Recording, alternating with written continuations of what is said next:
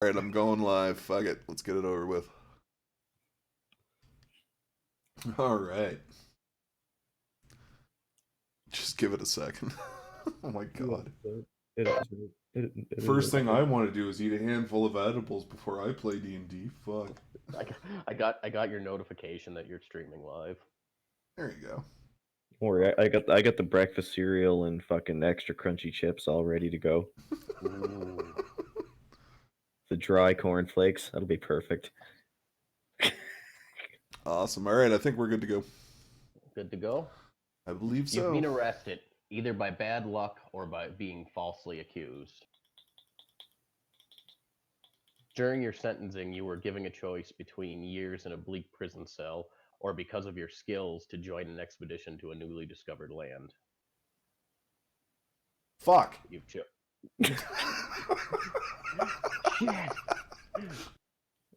You've chosen to take the expedition. The journey so far has been fairly uneventful.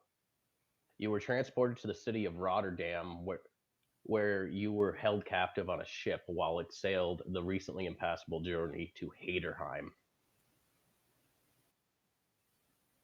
Any questions thus far? How big is the continent that we're on? Is it fairly That big? where you're going or where you came from? Where we're going. Where you're going? It's large.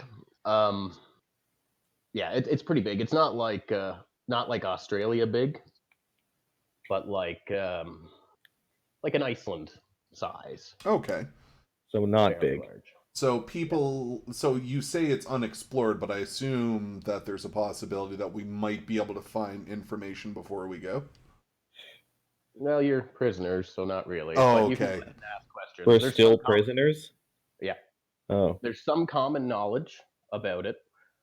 So the reason it was impassable before is there was ice flows that made any ship travel to the island just impossible, and the ice was constantly flowing and changing and whatever. But recently, it's opened up, and the first couple of expeditions to the land have yielded artifacts and gold coins from uh, like archaeological sites. So okay. What's like that, do we know like the makeup of who's on the ship? Like is it all prisoners and is that the idea? Like Only a couple of prisoners, couple mostly. prisoners. Yeah, So there mostly it's a crew of eclectic skill. Mostly adventurers and like some of the King's Guard, some of the and then some representatives from the church, kind of thing. So and it's a okay. very eclectic skill. Some like woodcutters, some builders. And we're there because of eclectic skills too. Yes, And are we gonna be like shackled and shit during this yes. expedition and treated as prisoners? Okay, that's a little strange, but all right, understood. We're basically cannon fodder, is what we are. Okay.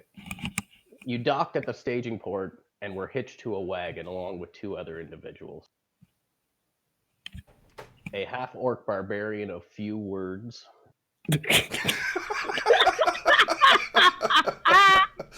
Okay. named Crap and a Crap. wretch of Crap and a wretch of a human named Skeeter. The human talks enough for all of you when he isn't being beaten into silence by the guards. Your hands are cuffed and you are linked together via chain collars at the end of the wagon. So picture a chain linked to the wagon and then in a line from one person to the next person to the next person. Okay. Since landing, yourselves and the convoy consisting of many wagons and about 100 adventurers of eclectic skill have been traveling north through known passages through the unforgiving terrain. Sweet. Recently, a new guard has been taking care of you by the name of Helmwitz, bringing you food and water and keeping your company. He has been much kinder than the last guard and has given you proper furs to wear in accordance with the weather, and removed the chains binding your feet, making it much easier for you to walk. also providing you with much better rations than before. Good guy. Cool. Most recently, you have entered the primordial Dragon's Valley, or so the clerics that represent the All-Father Church have deemed it. And here I'm going to push you a picture of why. Is this Helmwitz guy a human? Yes, Okay. he is slightly overweight and bald on top with long hair, like coming out the sides of his head. Like Friar kinda Tuck went to Yeah, a like metal Friar concert. Tuck, yeah. Yeah, he kind of smells a little funny and he drools a lot, but a very nice guy. Just reminds me of the slack-jawed guy from fucking Django Unchained. Yeah, I got about 300 miles off the prop. It's like everyone who's ever lit a smoke for me outside a concert fits that description. All right, let's see this picture you're talking about. The mountain range to your west is stark and glaring. You have been told that the first scout sent to the mountain range never returned. Upon entering the valley, you can see where the mountain range gets its name. So look in Discord there. Oh, Who's is there who's any way? Is there nearest? any way to put it in? I tried. You tried. I'm gonna figure it out at some point. This works okay. Who's the nearest non-openly hostile person that isn't Sean? Oh, wow, that is a really nice picture. I like it. It's pretty cool. What was that, Kote? Who's the nearest non-openly hostile person that isn't Sean? There's Skeeter and Kraft. Actually, right away here, I'm going to get you guys to roll d4s. So a 4 will mean you're the closest to the wagon, and it'll put your position. So go ahead and roll, Sean. You got a 3. So Kote's or Buford is attached to the wagon, and next would be Sean, and then it'll be Skeeter, and then Kraft taking up the rear. Is Crap kind of a dickhead to me, usually? He just barely talks. I'm gonna ask Skeeter why that mountain has a fucking mouth.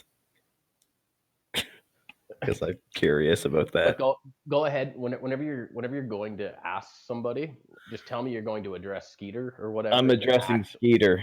And Hey, then Skeeter. actually- yes. Why does the mountain have a mouth? It's a little unnerving, Skeeter.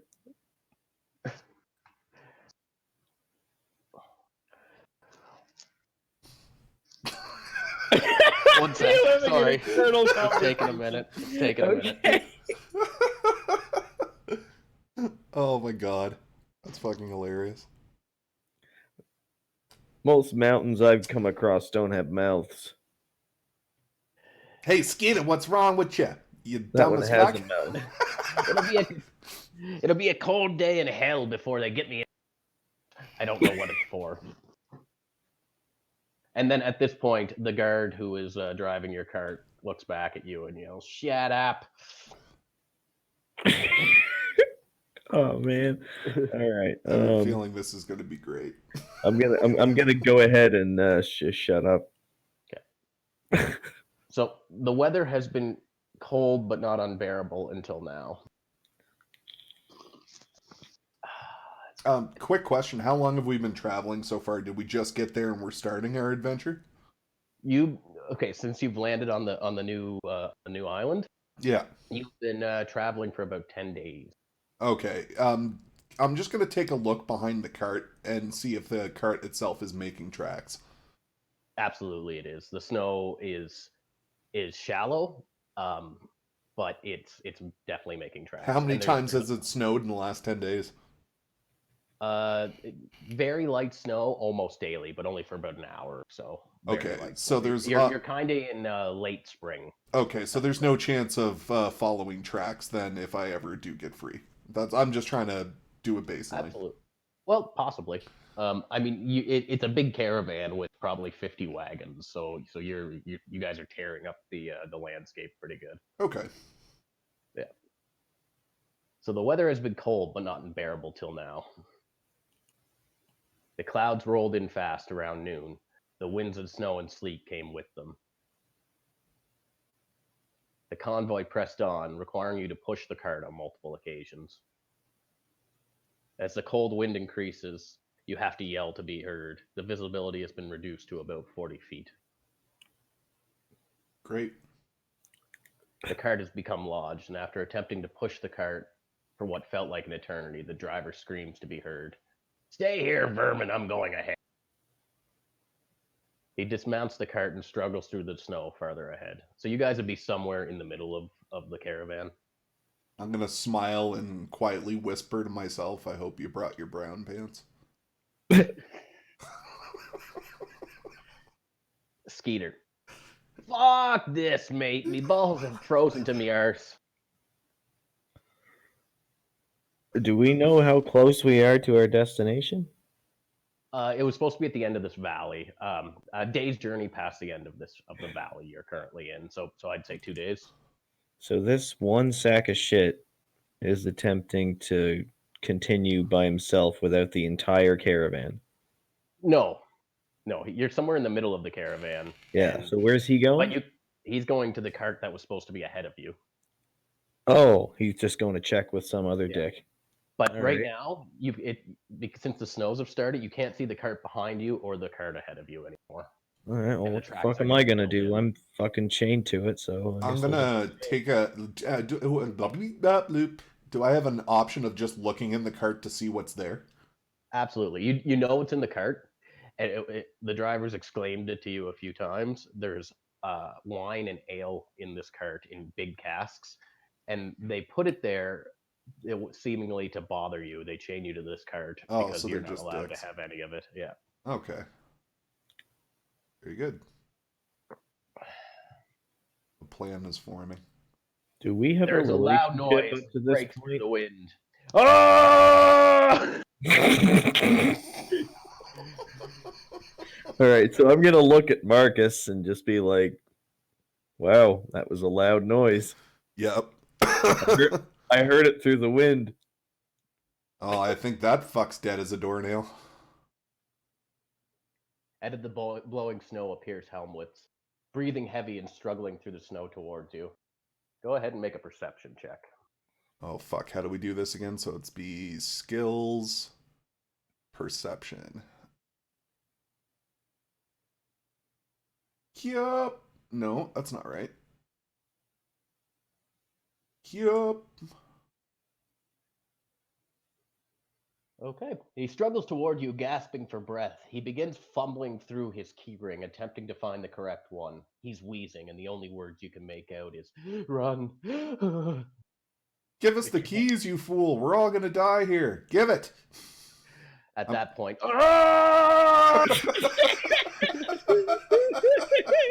you love it. Helmwoods, startled at the noise, drops the keys in the deep snow. I'm sorry, he gasps, and runs off back towards the way you've come. Oh fuck. Oh, I'm gonna grab the keys and fucking try and open up my shit. Okay, so I want you to do what's the new one? DC. So I'm gonna look at your skills here. You're gonna have to make they fell in the snow, so they're buried in the snow. So you're gonna have to make a investigation check. It's so weird how the checks are so much different than previous versions. How like certain things fit into other ones. Yeah, I think that too. I agree.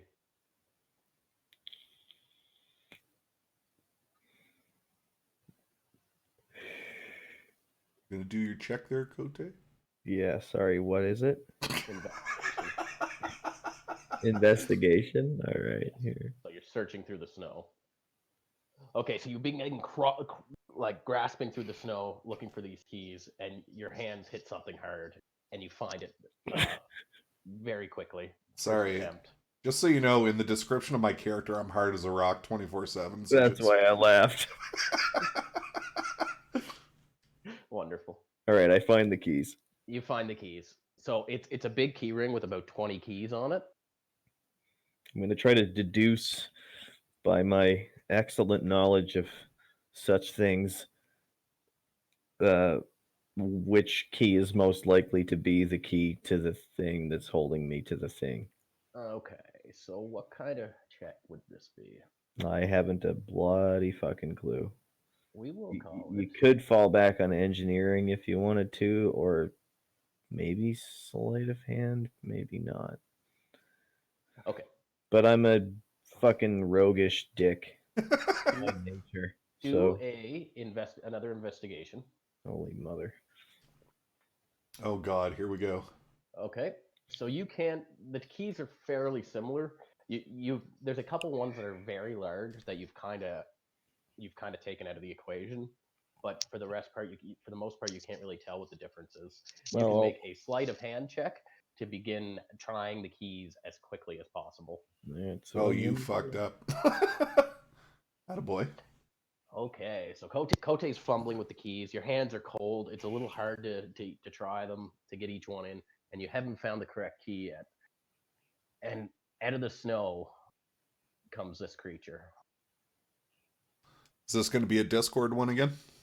No, it's coming through Fantasy Grounds. Okay.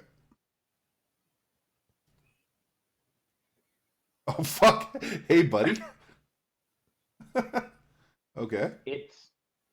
It's a giant-sized creature. I So know. Oh man. it stands about 16 feet tall, and it is lumbering through the snow, making noises, walking towards. We your have. direction. I'm gonna address everybody. We need to get the fuck out of here now. agreed. It's the horses are starting to start and whinny and trying to run away, but they can't seem to move the cart through the snow. Buford, it's time to get those keys. Let's go. I'm still looking for the keys, man. Hurry Okay, the. roll another sleight of hand. Okay. Just as an aside, I used to play D&D miniatures, and the Fomorian was my main source of damage in my army. Nice. I know Good. exactly what the Fomorian is. Yeah, they're fucking terrifying. My army was 3 Fomorians and a red dragon. Okay, so Kote, your hands are shaking and you're trying the keys really, and eventually you hear a click, and you manage to disconnect the chain from the main wagon. Though you four are still connected together, and you still have your manacles, your handcuffs on. Oh, okay. Let me out, So, dude. Sean, is there something you want to do? I'm going to survey the scene for an exit path. Okay, so besides, he's coming from the front of what would be like the front of the wagon, the front of the caravan. Okay. Fomorian is. To your right, it's deep snow and rocks, and to your left, there's sparse trees that kind of start going. It starts kind of going up towards the that mountain range that I showed you with the dragon head. All right, I'm gonna And try. then Oh, directly go ahead. behind you is there should be the rest of the caravan directly behind you. All right, I think we should double back to the caravan. Actually, no, fuck that. Can I we don't- still see fucking Horowitz or whatever his name is? No, he disappeared in the snow back to the back of the caravan. Okay. Okay. Disappeared in the All I right. think we should chase him down. I'm gonna see if I can track him and follow his tracks back to where he is. Okay, Yeah, I like that idea. Roll a survival, please. Or nature or survival? I think it'd probably be nature, wouldn't it? Whatever he's doing, I want to do it too. Oh well, track. Survival is I think specifically for tracks, isn't Follow tracks is survival. it? Yeah. survival. Okay. He's gonna do better Yup. anyway. Captain Ranger. All Okay. right. So Sean, you could very easily follow his track. Awesome. And at this point, the Fomorian reaches the front of the wagon and grabs the head of one of the horses and rips it off and then shoves it in his mouth. Awesome. So right as I see this happening, because I'm hard as a rock 24/7, I'm gonna helicopter as I walk. Helicopter? Okay. All right, so you guys are bailing back towards where you had come from. So who are we tethered to? Each other. Just You're us two. No, you. All 4 of us. Yeah, so. Who are the other so, two? That would be Kraft and Skeeter. Oh right. Okay. So we're obviously gonna yell at these two guys that we're chasing down Mr. fucking friendly faggot here. Well, Horowitz. Skeeter's at the back of the line, or Skeeter's second to the back of the line, and he's like begins struggling and pulling against the chains to run back towards, and Krath is just kind of slowly backing away. Hey, well, we're So- gonna yell at both of them, or I'm Okay. gonna yell at them that we're chasing down guy that Sean just tracked. Yeah. That Marcus just tracked. Okay, so you start bailing that way. I would like you guys to make survival checks, both of you. Awesome. I can deal with that. Yup. Perfect. Okay, so you're encumbered by the deep snow, but not too badly. Awesome. Skeeter's kind of having a little bit of trouble, but it's easy enough to drag with you. Krath is doing just fine. Awesome. That probably should have been an athletics check, but we're just gonna run this. Dope. Okay, so you can hear the noise of the Fomorian behind you, crunching bone, and the other horse whinnying and struggling to get away. You manage to walk for a good 150 feet before you see the next wagon. Awesome. I'm going to approach slowly and try to gain cover before I actually approach the wagon, and I'll let my team know the same thing. Okay, go ahead and tell them. Guys, we should probably take cover. There could be more of these out there. Are we still following Buddy's tracks? Yes. Yeah. We should remain off the beaten path just in case there's more of them, but let's go. I'm gonna say nothing. If you guys want to try and be stealthy, you can roll a stealth check with disadvantage, both of you, because you're all chained together. So how you do that is on the bottom left, there's a bunch of +2, -2 buttons there. There's a DIS. Hit that first, it'll turn red, and then grab your skill, your stealth, and then try and roll it. Okay.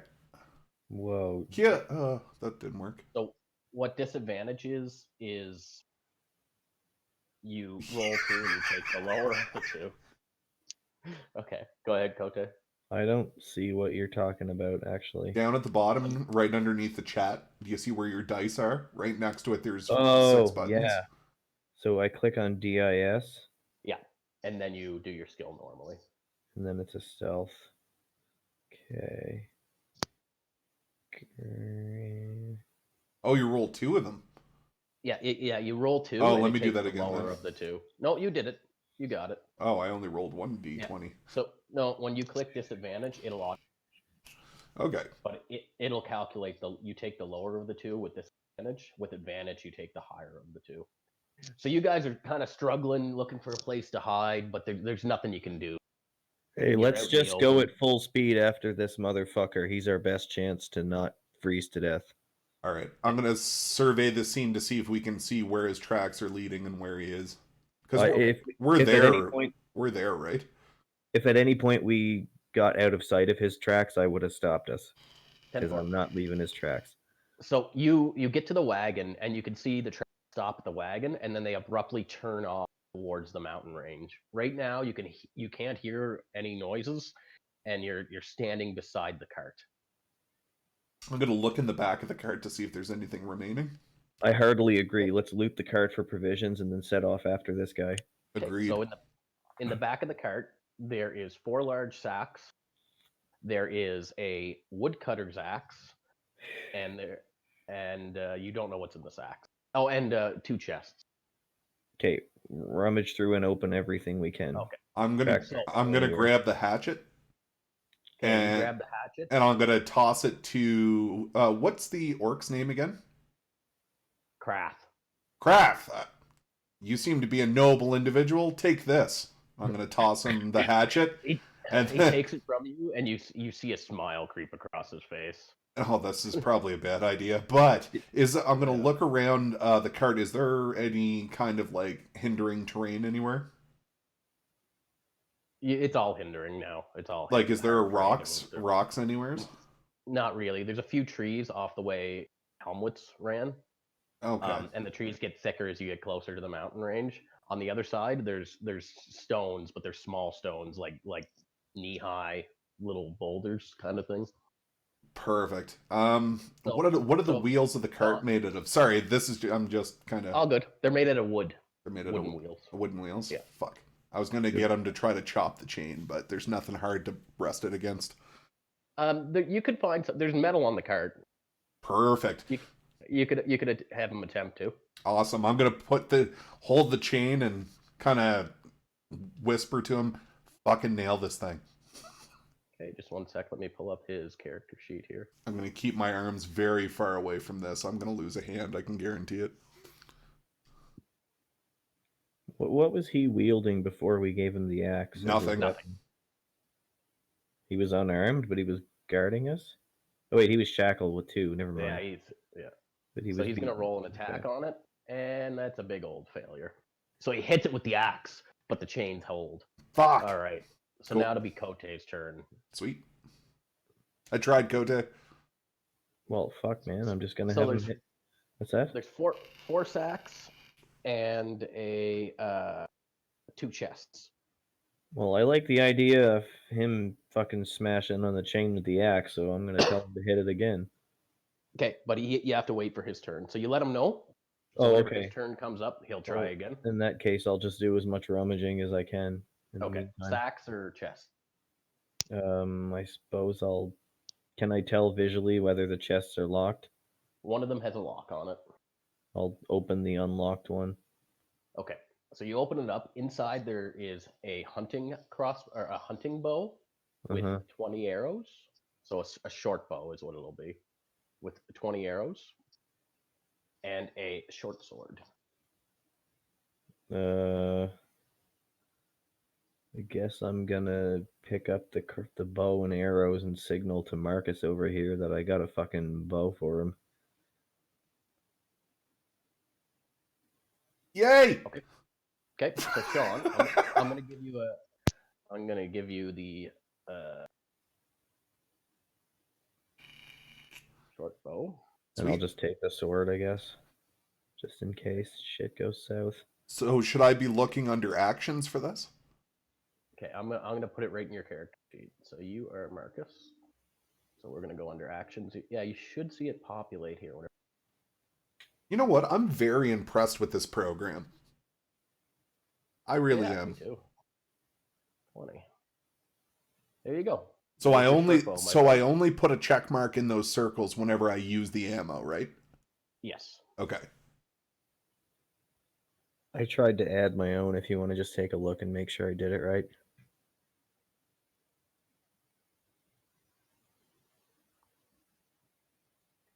Short sword. You aren't I don't think you're proficient with it though, so you might have to click off that star.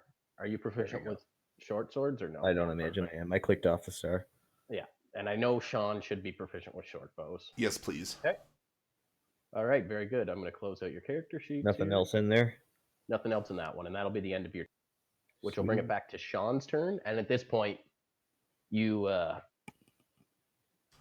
no, nothing. Go, keep going. Sean's turn. So I'm going to look over to what's his name again? Sorry.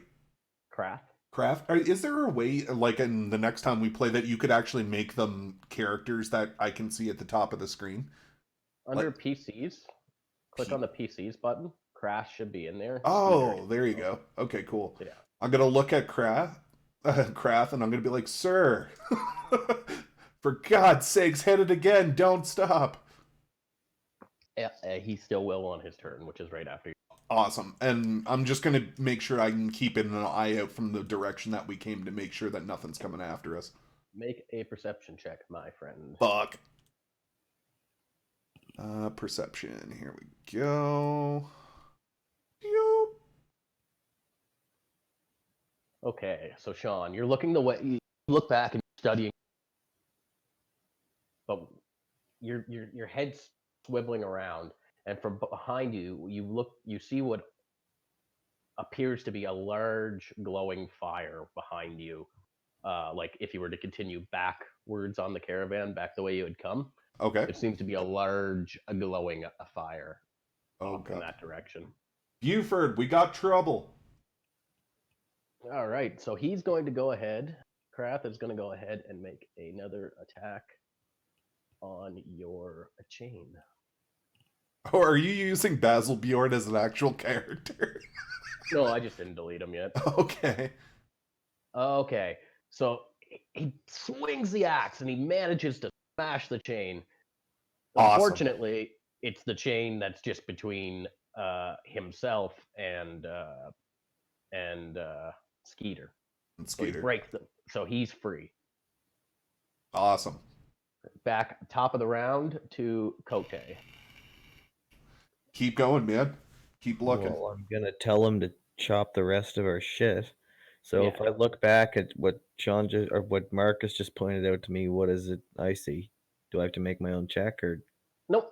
You since he pointed it out, you could see the glow okay? of what from the distance it must be a huge fire. Huge.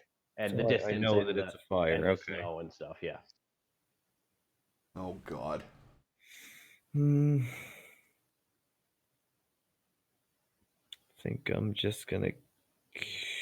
So I've told him I see a fire. I'm gonna continue rummaging. I'll pick one of the sacks. Okay, I'm gonna get you to rummage. We'll do it this way. It'll be better. I'm gonna get you to roll me an investigation check to rummage through the sacks. Okay, so you manage to open up one sack, and inside is about 4 days worth of rations for one person, and 2 water skins. Okay, well I'm gonna load that up. Okay, can you I'm add not them gonna say to your anything. character sheet? So just let me open items. So where would you do that, in inventory? There should be items. So a It water might be skin. different from you guys. Oh, I see it. How Worst many case, water okay, skins? 2 water skins and 4 days worth of rations for one person. Okay. Worst case, Ontario, you can just Don't add ever it say in that. yourself. Did Uh, Did I already have a water skin before? Because I No, we have nothing. Okay, so I Yeah, must have. the I'll only just thing you add the had in one. Kote was your spell book and components, and they left it to you with your hands bound because that's how you would be useful to them. Okay, so I have. Well, do I have my spell book and I at least have my spell book and components, right? Yes, that's what I Okay. just said. Yes. Sorry, I was half listening, half trying to get my rations in. I got my 4 rations and 2 I water think you've skins. had enough Perfect. rations, sir. Oh, I haven't You've had nearly enough rations. You've had enough. All right. Next is up is Marcus. All right, I'm gonna. So who am I attached to? Am I attached to Buford? You're attached to Skeeter. Okay, So you're in the middle of the chain. So it would okay. be, yeah, and then Skeeter and Buford. I'm gonna say thank you so much for your attendance, sir. Please, Mr. Orc, Sir Craith, could you please smash this chain? Hey, make a persuasion check. I really hope he doesn't run off on us. Where is it here? Skills, blip. Persuasion, you said? Yeah. Oh, I'm fucked. Yup. He looks ready to smash your chain. Okay, I'm gonna hold it steady against the metal and wait for him to Okay. haul ass. Is there anything else you want to do? I'm Just talking to somebody is kind of like a minor action.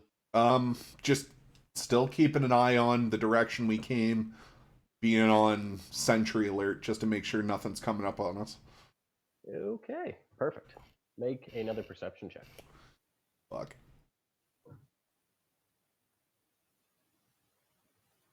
Oh, that's bad.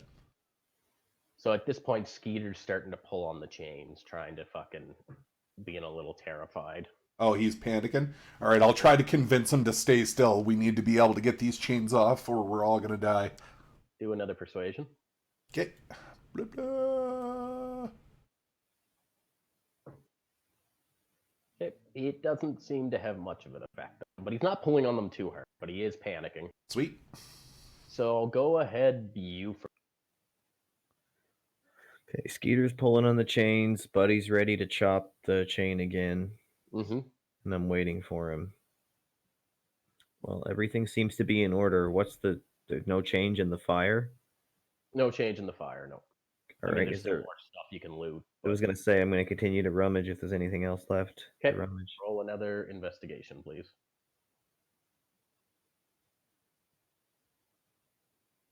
Okay. At least I have a good modifier. Okay. You open another sack and there's hide armor in this sack. Now you won't be able to don it right away, or nobody No. will, but you can whenever you have time and it isn't an extreme situation, you can. Yeah, I'll just add it to the old sack of shit there. Okay, Mr. Sean. Hide armor See in a shadow. inventory. I see. A shadow in the snow above you, and you look up and you can see swirling snow, and there's something large flying above your head. I'm gonna scream panic.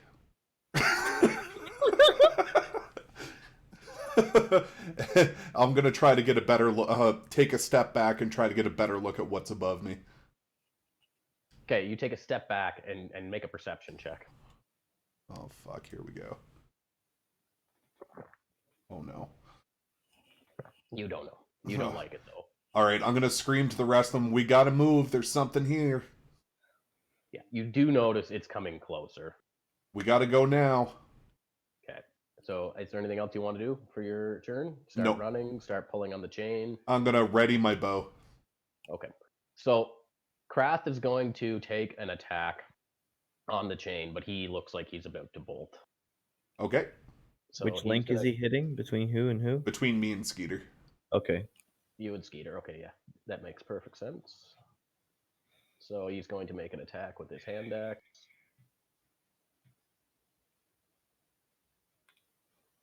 Okay. He manages to sever the chain again, and then he says, run! And he starts Run! running in the same direction that Helmwitz went. Okay. Towards the woods. Oh, we gotta get the fuck out of here. So, Skeeter, as soon as the chain's broken, he starts pulling on your chain, Kote. Like he's running towards that way, too. And Sean, you are now free. Your hands are still bound, though, so you won't be able to shoot your short bow. I thought Sean was next to me and Skeeter was next to Oh, Krath. Sorry. So he So broke Skeeter the chain. would be free. You're attached to the door, to the orc still, Right. Kote. What? So, wait, yeah. So, Sean, you want him to break which chain? So the first chain he broke was between It was the chain just himself. It was a chain between himself and Skeeter. Yeah, and he was then on the the next end, right? and then the next Yeah. one he broke was between Skeeter and myself. So I'm still attached to Kote, I think. Yeah, Exactly. so you two are still attached. Yes, you're 100% right. Apologies. All right. Yeah, Okay, so all good. Skeeter's free, and you two are still attached. So I Okay, guess so- Skeeter just starts bolting, too, with Kraft. Okay, good. I'm gonna suggest we run after them. All right, let's haul ass. All right, I want you guys to make survival checks. Does it look like this flying thing is bearing down on us still, or is it Yes. just circling in the distance? Okay, Yeah, we're getting no, the fuck it's out of coming. here. Yeah, we coming. Oh Lord, he coming.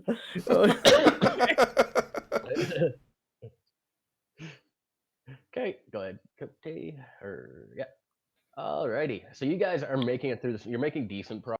You're still getting kind of bogged down. You start running and the trees get a little thicker. At this point behind you, there's a fucking explosion, like a bang!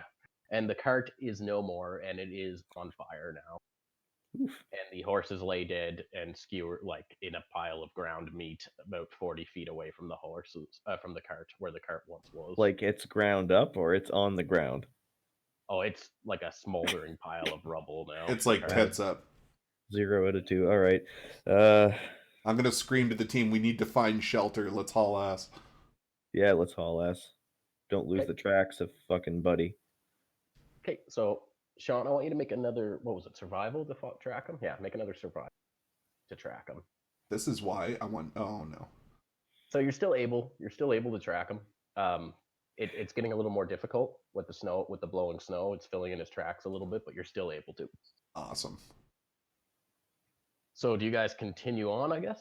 I'm definitely gonna continue on. Yeah, we're hauling ass out. We're assuming that Krampus or what? Krath is in front of us, fucking hauling ass after the tracks. Yeah, And you're all fairly close together, within like 10 feet. yeah, so we're, I guess, running as a party along the tracks, trudging through the snow, whatever. best you can. Okay, so the trees begin to get a little bit thicker as you make your way. Probably 200 feet from where the carts were. At this point, you make a perception check, both of you. That's persuasion, and that's dumb. John? Sorry. Okay, Sean, you can hear heavy breathing behind you, but you can't see anything.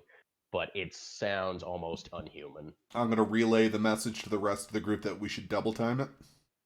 Okay, go ahead and say it. Guys, there's something behind us. We need to haul ass or we're all gonna die. Second coming of Jesus, run. Second coming of Jesus. Well, Perfect. I'm attached to him, so I'm running too. Yeah. Okay, so you guys are running for a little while. So once you make it into the thicker trees, it kind of makes it a little bit easier to see because the blowing snow isn't so bad, and not as much snow is coming from. Is is it making nighttime to or the daytime? forest floor. It was about noon when Okay. but the clouds rolled in and they have darkened the skies quite a bit. Okay.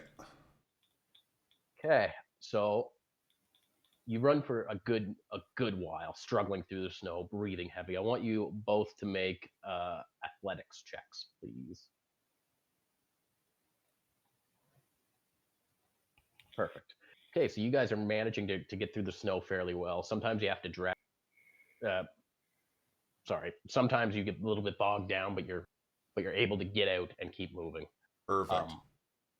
You notice the ground is starting to slope upwards at a fairly gentle incline. But behind you, you begin to hear branches snapping, and the trees are getting thicker and thicker. Make another survival check to see if you can still follow Helmwitz's track, Sean. Okay. Okay, you can follow them. They're kind of darting back and forth in the forest. Okay, I'm gonna have a he look looks to see panicked. if there's any duplicate tracks or if there's any other tracks besides his. Okay, make another perception. Fucking DMs. Or survival. Make another survival. Oh, okay. Hold on. Sorry. I'll add 4 to it. That's fine. You get a 13. Okay, yeah, perfect. 20. Okay, you can see that there's a ways off. There's another set of tracks that seem to be mirroring his tracks, and these are big tracks, not little ones. Okay, so I'm gonna address the group. It looks like we got a second set of traps. Unfortunately, I think our friend has been followed as well, so we may want to deviate our course.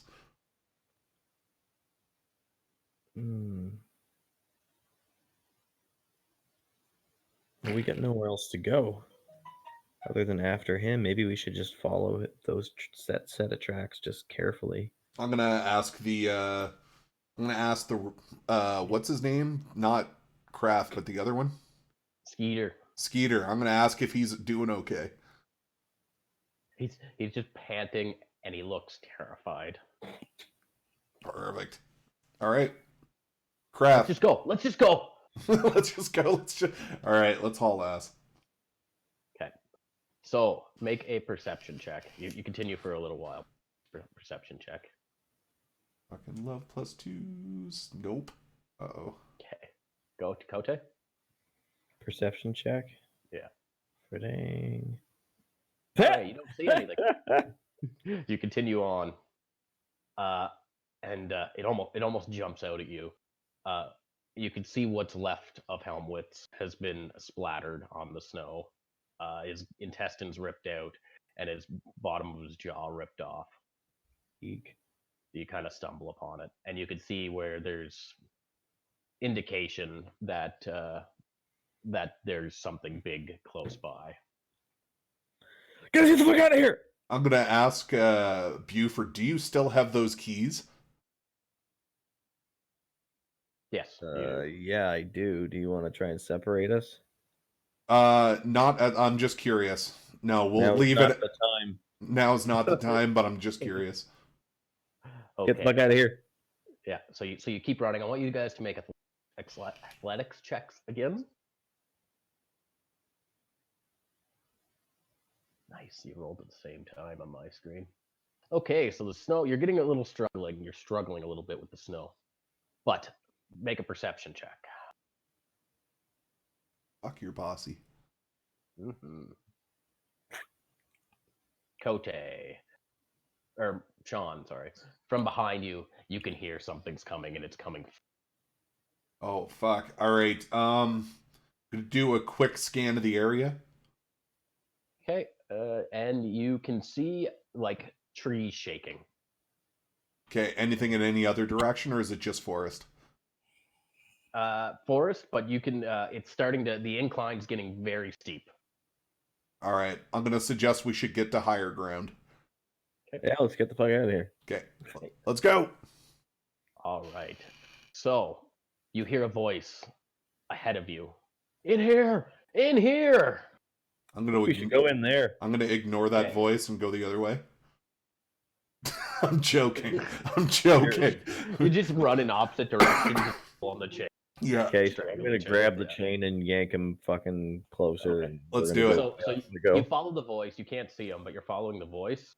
And then behind you, all of a sudden, this large Fomorian-like creature. It looks like the other one, except its right arm has an extra elbow and an extra joint, and it's kind of doing the gorilla walk. You know what I mean? We're on the two legs and with the one arm, and it is booking it towards you guys, fucking snarling and frothing at the mouth. Perfect. So you guys can go ahead and make one more check to see if you can outrun it. Oh god. Perfect. So you guys, you're struggling, but you manage to make it. The other two are faring a little better because they're not chained together. Yeah.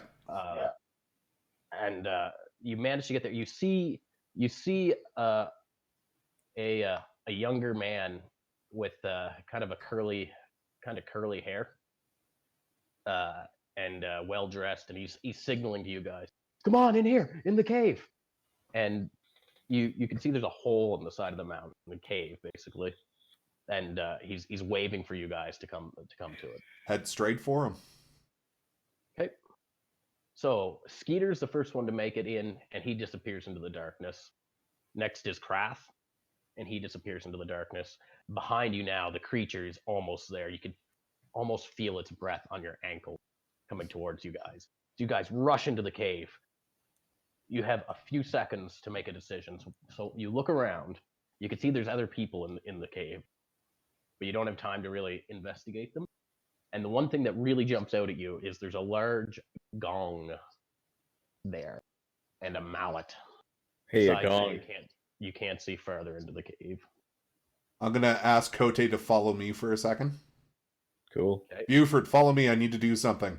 Yeah, let's go. So I walk over to the gong. Yep. And then Hey, a gong. and then helicopter the gong. Helicopter the gong. Okay, so you pick up the mallet and you swing it. No, I'm using my dick. I'm hard as a rock. And you swing the mallet and you bang the gong, and it's like a visual sound wave. You've seen that, like when something breaks a sound barrier, like a sonic boom Yes. emanates out from the gong, and it rolls along the ground and up the mountain, and there's a rumbling, and snow begins to roll down the side of the mountain. Fuck you, Fomorian asshole! The creature's right there, and it's rushing towards the cave. All of a sudden, it's just white. You see nothing but white as snow is blown by your face. Take cover! It settles down, but you can hear screeching and frothing and noises, and you can't see anything. Well, neither of you have dark vision, right? You have dark vision, Kote? I don't think so. It'd be a racial. Yeah, no, I don't imagine I do. I got low light vision, but not dark vision.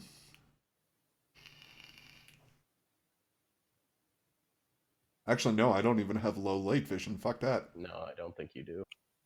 So it is a pitched black in the cave.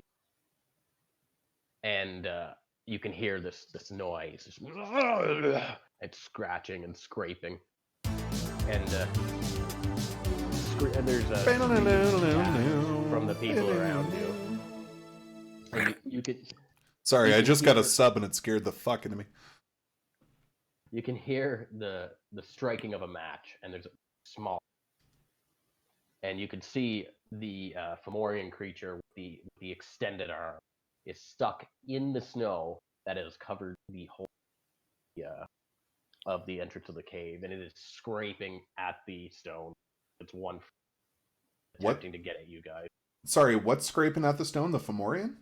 Yeah, it's trapped in the in the avalanche, Okay. most of its body, but it's got one. I think we gotta fucking kill this thing, or it's gonna kill us and get loose.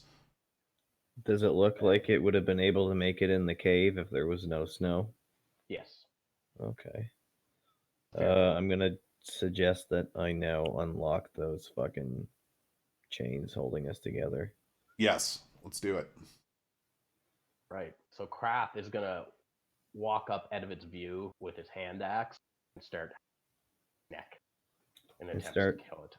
Yeah. What's he doing? He's gonna try and cut off its head. Oh, okay. Yeah. It's it can't really make proper attacks on you, but it is scratching the floor. Just its arm, the way it's laying, it's not really able to make attacks.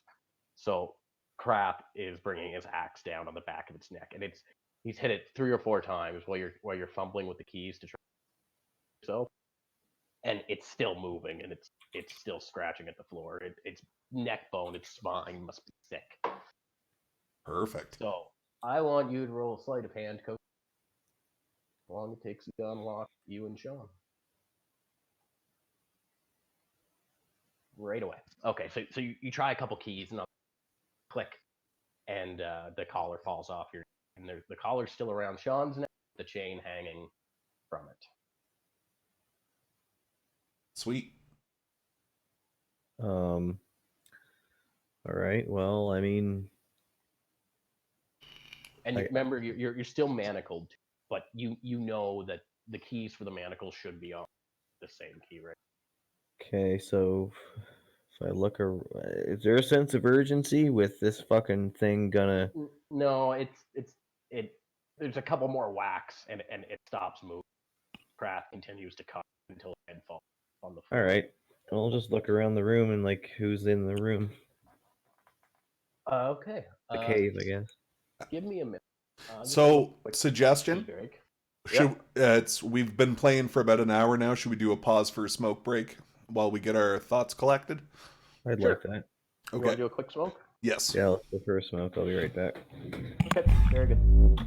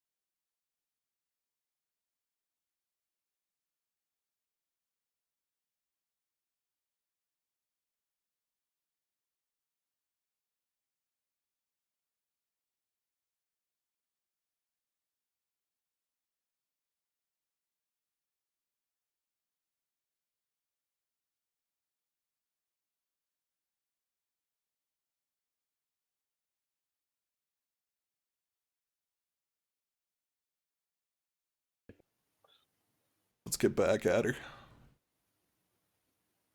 Okay. Do the tokens look properly sized on your guys' sheets? Yep. Yeah. Yeah, it's all good. You can drag the map around by. Pretty sure you can make it the size of the window. There we go. Yeah. Yeah. How'd you do that, Sean? At the top of the window, you can see arrows that point up and down. And then it's like a window button, just like it would be on like a browser window. You can just full screen it. You don't. Well, you'd have to grab the map and pull it down to see the very top edge of the map. All right. So,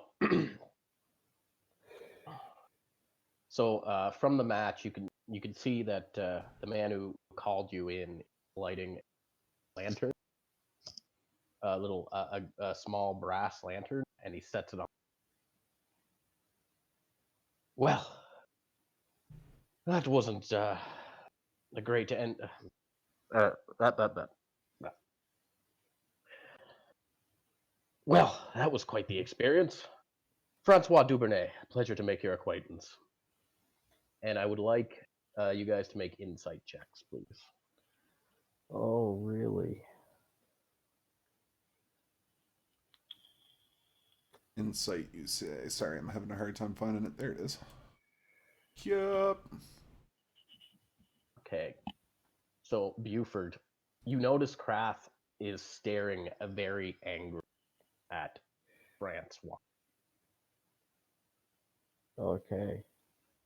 breathing heavy, and he's gripping his axe where his knuckles are. So, Francois takes a step towards you guys in order to shake your hand, and Krath will charge him and make a attack on Francois. Sorry, you're cutting in and out a little bit there, Caleb. So Krath has Oh, let's see if I can turn my sensitivity up. There you go. That'll be good. Okay. So Krath has charged Francois, and he's going to make a ranged attack. At this point, I'm going to get you guys to roll initiative. Oh, fuck, he's picking a fight. Great. That's awesome news. Initiative, you said? Yes. Lob Store City. What did it? Is it spelled wrong? Yeah, Oh, I like that better. yeah. Lobster City.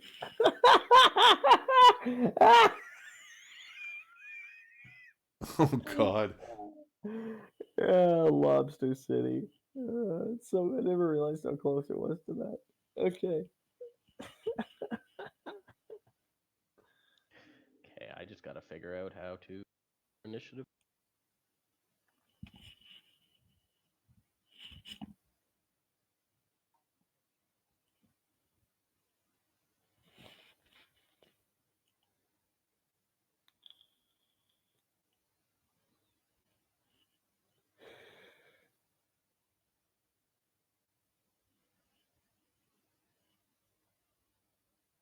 Okay, so a surprise round.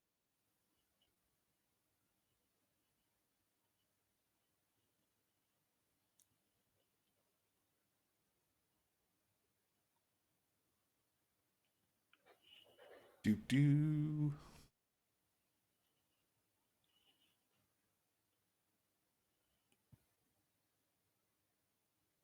Sorry, still learning the.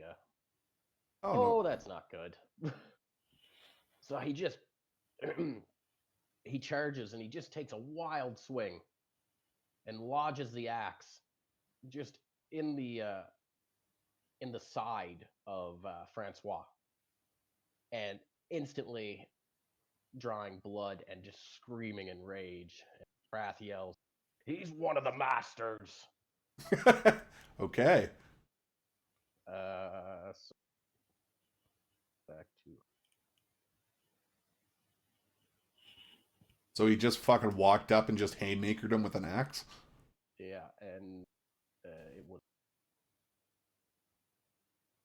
Okay, so Francois immediately he's going to react. He's gonna pull a sword, a rapier from his belt, and a dagger from his side, and he's going to say, "Stand down! I'm not your enemy." But he is also going to make an attack back at Kraft. Okay. So,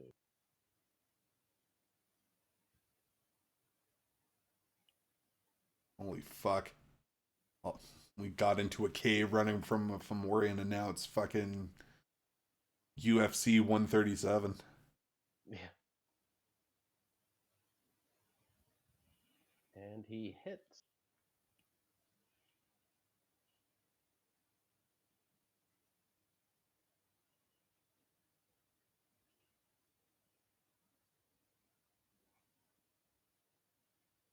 But I gotta figure out how to. Oh, so his riposte strike just he catches Kraft up underneath his arm, with his rapier, and definitely draws blood. Okay, that will put us to Marcus's turn. Sorry, who? You. Me? You. All right, I'm gonna draw my bow. Okay, you can't fire it though. Your hands are still. Oh, I thought we get that all taken care of already. Did we? Did we do that? You know, we'll say we got it. We'll say you guys managed to get both your Buford's handcuffs off. Okay. All right, so I'm gonna draw my bow and fire at a space that's between the two of them to try to break them up. Okay, make an intimidation check.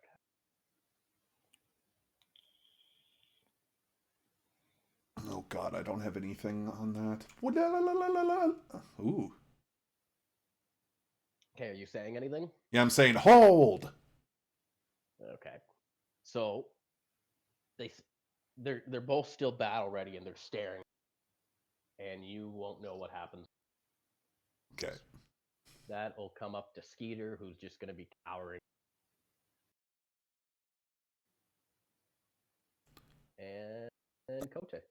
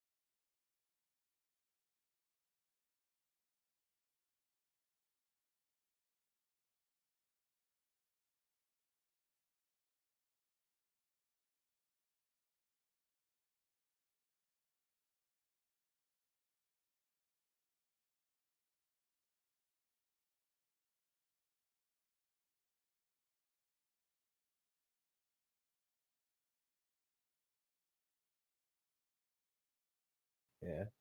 Best to just max it out, probably. All right, Yeah. now that we got that taken care of. All right, cool. Continue. Okay, you ready to go? Yeah, and if it happens again, I'll let you know. Okay, it is Buford's turn. Okay, so as a quick aside, I just realized I've been preparing my spells as a sorcerer. So I should have 6 level 1s, and I probably shouldn't have them all ready. So, level 1s? yeah. So what I'm suggesting is that I just add the other 4, but I keep the 2 that I had slotted before as my prepared spells for the day and can't use the other 4. Sure. Okay. Sure.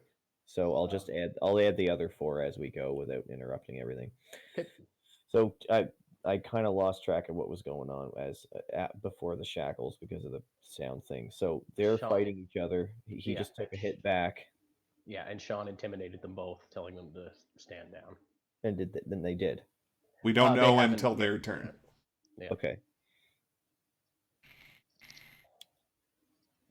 Okay, he rolled an 18. I'm not sure if my character's supposed to know that, but he can probably tell him that he did a reasonable job of it.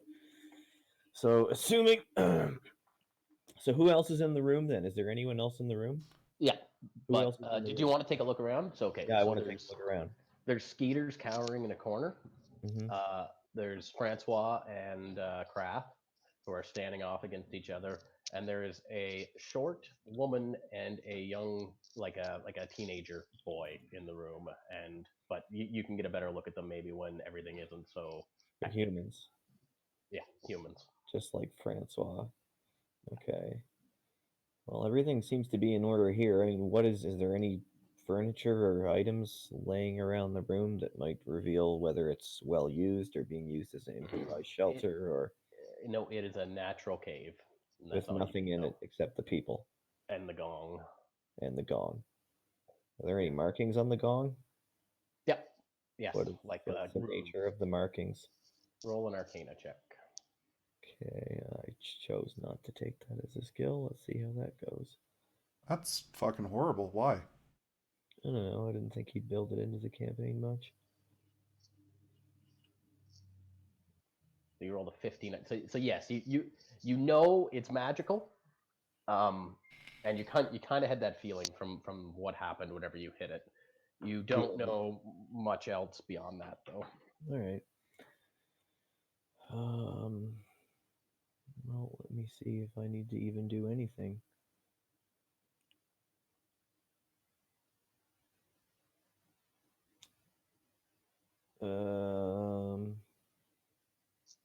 Okay, here's what I'm gonna do. I'm gonna cantrip my fucking a message because I have message as a level 0 spell.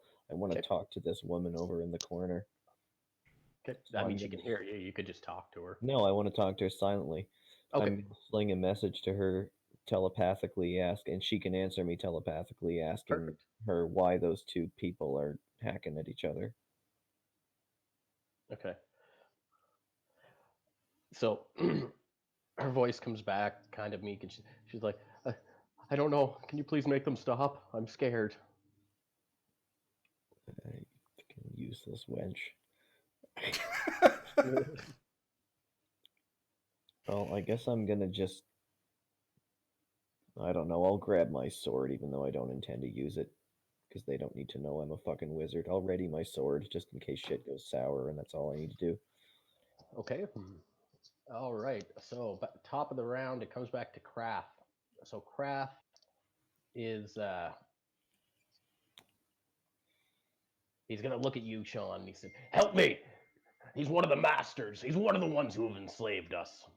And I'll say to Crass, stand down for a moment. We don't know what situation lies ahead. We just been attacked by a large monster. We need all the help we can get at this point. Make a persuasion check, please. Persuasion. Okay. And Francois also, he begins talking. He is right. I am not your master, and I am not one of the ones who put you in here. I work for a company. I'm not fond of owning slaves. Okay. So,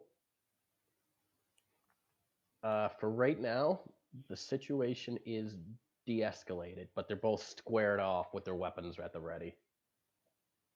But we can, well, Cote, do you want to do anything before we break initiative? No. Okay. So we can break initiative. So you get the feeling like you might have to convince these guys to put down their weapons. I'll step up. Okay. I'll put my hands out, not touching them, but just let's calm the situation for right now. If you guys need to settle business later, by all means, go ahead. But for right now, let's talk this out. And I'll look towards Francois and be like, explain yourself and why you're here. Okay, so Krath takes a few steps back, and he doesn't take his eyes off Francois, but he is raging. And Francois does the same. He's looking at Krath. He's like, my father owns a trade company. I was sent along to make sure to protect his interests. I can guarantee you, we have nothing. I have nothing to do with slaving. I'll say to him, we can only take you at your word for now. But please, tell us what's going on. Where have these large creatures come from? Do you know? I do not. I was hoping you did. I'll show him the bonds that are around my wrists. I've been but a slave since we arrived. We do not know anything. And I'll look back towards Buford and be like, Buford, check the area. Make sure we're safe. I'm gonna check the area. Okay. So I would like you. So while you're doing that, Francois sheathes his dagger, and he pulls out a small vial and drinks it. Can I tell what it is? Yeah, make an Arcana check. Can I do it too? Yeah. Okay, so you both figure it's a potion of healing. Sweet. Oh, okay. So his wounds begin to close up, and the blood flow seems to stop. I'll look towards I'll look towards Francois and be like, as an act of good faith, do you by chance have another for my orc friend here? Perhaps that would settle this. Maybe if you can get him to calm down and put his weapons down. Okay. I'll walk over. I'll be like, I'll speak to Kreth. I know we do not know each other, but for now, is there a chance you could sheathe your weapon? Make a persuasion check. No, that's perception. Hold on. That's oops. Oh fuck. He just coldly says no. All right, I will get in between them then. For now. So he will take a few more steps back. Francois can't really move, and he's standing beside his lantern. Is there a chair nearby Francois? There's nothing. It's a stonework cave. Stonework cave. Okay. Yeah. All right, that's all I got for now.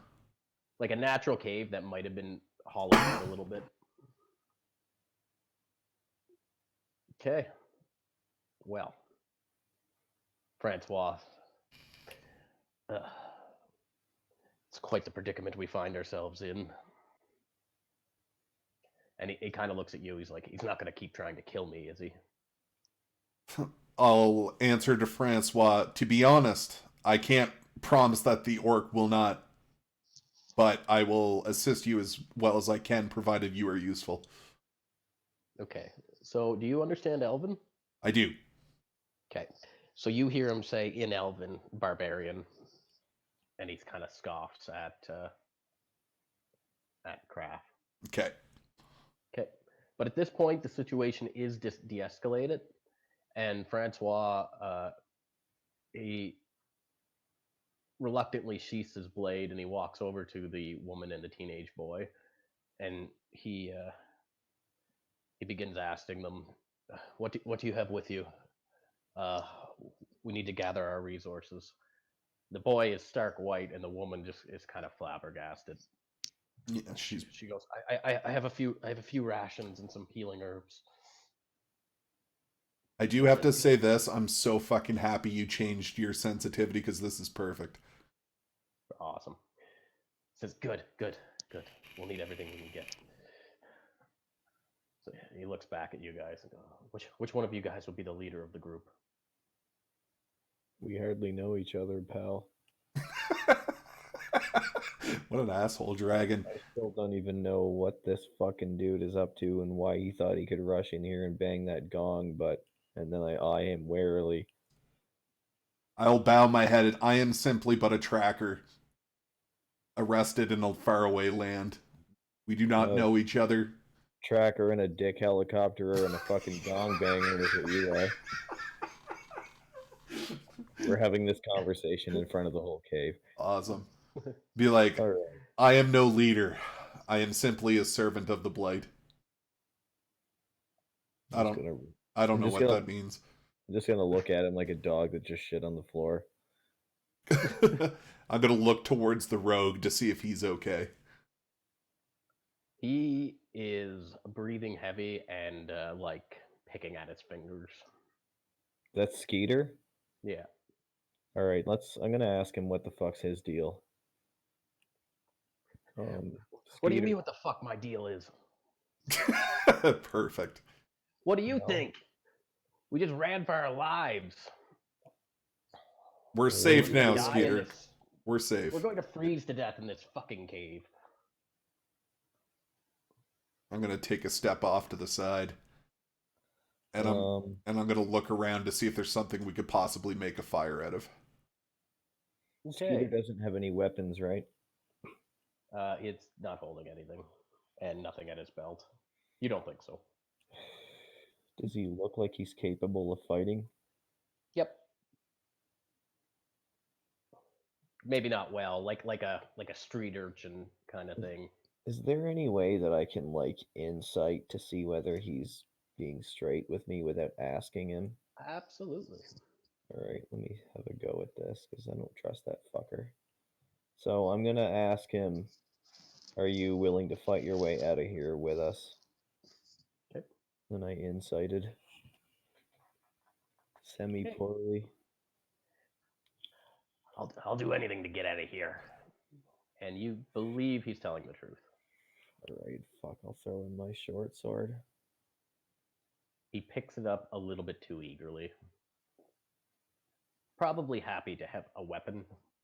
I'll just And- stare at him with a furrowed brow. I'll just remove that sword from my inventory, and I'll be like, I'll say to him, I'm gonna need that back when you're finished with it. He just nods. Okay. I'm just gonna look back at what the fuck is his name, Marcus, and well, I guess I'm I guess I'm stuck with your fucking. I'm gonna try and leave the dick helicoptering out of the cannon. I'm gonna look towards Buford and be like, "Don't be jealous of my manhood. This is what I was born with." I'll just look at each of them in turn and just kind of grunt. Just be like, Krath approaches you and he holds out his manacles. doesn't he already have? Oh, I thought he. We got. Oh, I guess his are still on. Yeah.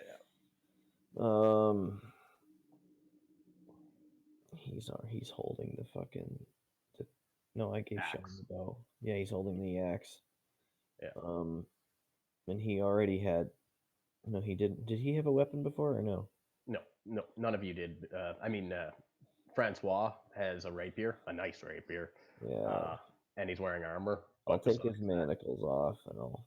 Okay. So he Not gives you a thing. quick nod in thanks, and he moves to the side of the cave, and leans against the wall, and he's not taking his eyes off Francois. Seeing this, Skeeter rushes over to you and holds out his hand to undo his manacles. Yeah, I'll undo his too. Fuck it. Okay. So are you just leaving them on the ground, or are you going to take them with you, or? I was considering taking them, but they're really heavy and we don't have much food, and it's like this is not the fucking time to be dragging around manacles. 10-4. So Francois looks around at everybody, and he notices that you two are kind of the most put together of everything. So he comes over here and he asks you to. He's like, "So, what should we do? We can't go back that way." And he points towards the cave in. Well, there's only one fucking way out, smartass. So, I mean, where's the nearest? Where were we going before shit went fucking south? So you were going. There's a camp close by. That's where you were going. Like that's close to some ruins, and that's where you were going and heading to try and work off Okay. your debt to society. So your do you have community any service. better plan, you well-dressed sack of shit, than to go find that fucking camp? There's no need for rudities, but I think our only course of action is to head farther into the cave. What the hell do you expect to find further into the cave? Well, unless you want to dig your way out. Well, I mean, it's snow versus a cave. He points at the gong and he said, obviously somebody put that there. There's got to be a way out. I'm going to address the entire group and be like, has everybody, if we're going to be traveling, we should make sure that we're fed and prepared. That's a good plan, my friend. And he slings his haversack off his back, and he lays out. He's like, I brought enough. I have enough rations for 5 days, just for one person. And that lamp oil will probably only last another day, 24 hours if we don't if we keep it on. Okay, I'm going to grab the lantern. Okay. All right. I suggest we eat and get fucking full. Okay, so you did eat this morning. You might want to ration it. Oh, okay. I thought we were chained up and didn't get fed. Okay, cool. Yeah, you did eat a. You're good for today. Everybody should be good for today on the meals. Okay. Well, I'm gonna look at these two other guys and ask them, what do you guys think? Do you actually think that this guy's foolish plan to go in the cave? Do you actually think you're gonna find something in there? We should dig our way out. The young boy and the woman, or No, the two other Skeeter people on the map, Skeeter and the orc. Yeah. So Skeeter's just, he doesn't really have much of a coherent response, and the orc shrugs. The orc shrugs. Walk up and whisper to Buford.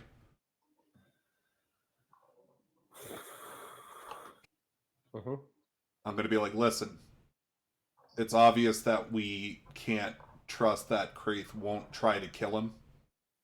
Maybe we should keep Kraith at the back of the pack and Francois at the front of the pack. Not the worst idea I've ever heard. And then I'll walk up to Skeeter and be like, Skeeter. Yeah. And he's like, are you of mind to help us if requested? I just want to get out of here, man. I just want to get out of here. All right, I'm going to ask Skeeter, since you are... No, that's not right. I'm just going to ask Skeeter to stay at the front of the pack to explore and give him the lantern. Be like, you're first up, bud. Roll a persuasion check.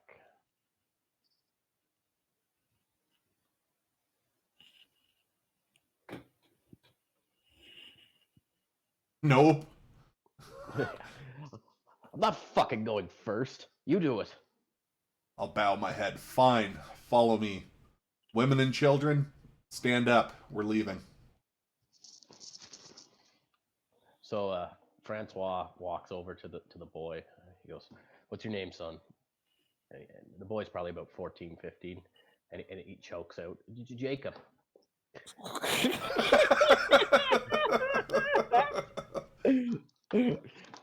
So Francois, can you fight, boy? And Jacob just kind of nods his head. Francois gives him his dagger. Said, "You might need this. Keep her safe." And he points towards the woman. Let's go. All right. I'll lead the pack if you want.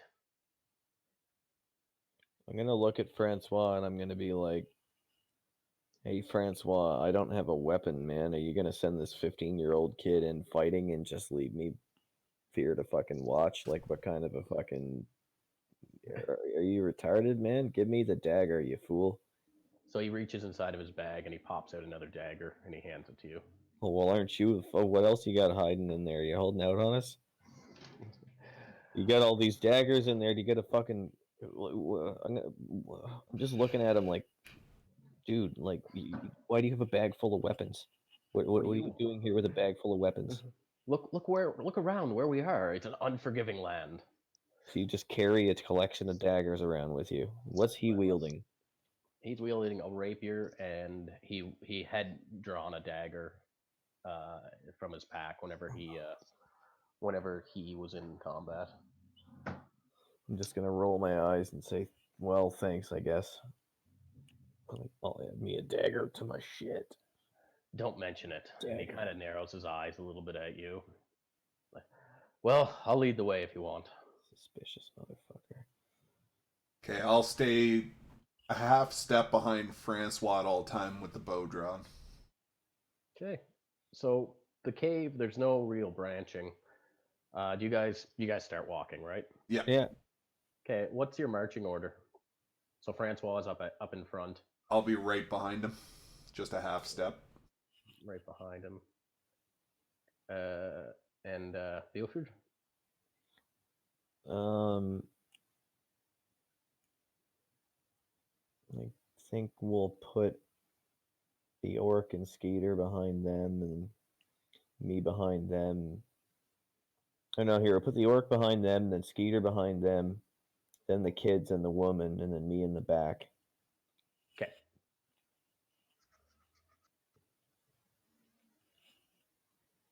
Because I don't want the fucking kids being too close to the orc, and I want to keep an eye on the fucking, keep an eye on that shit. Make a perception. No, make an insight check. Buford. Insight.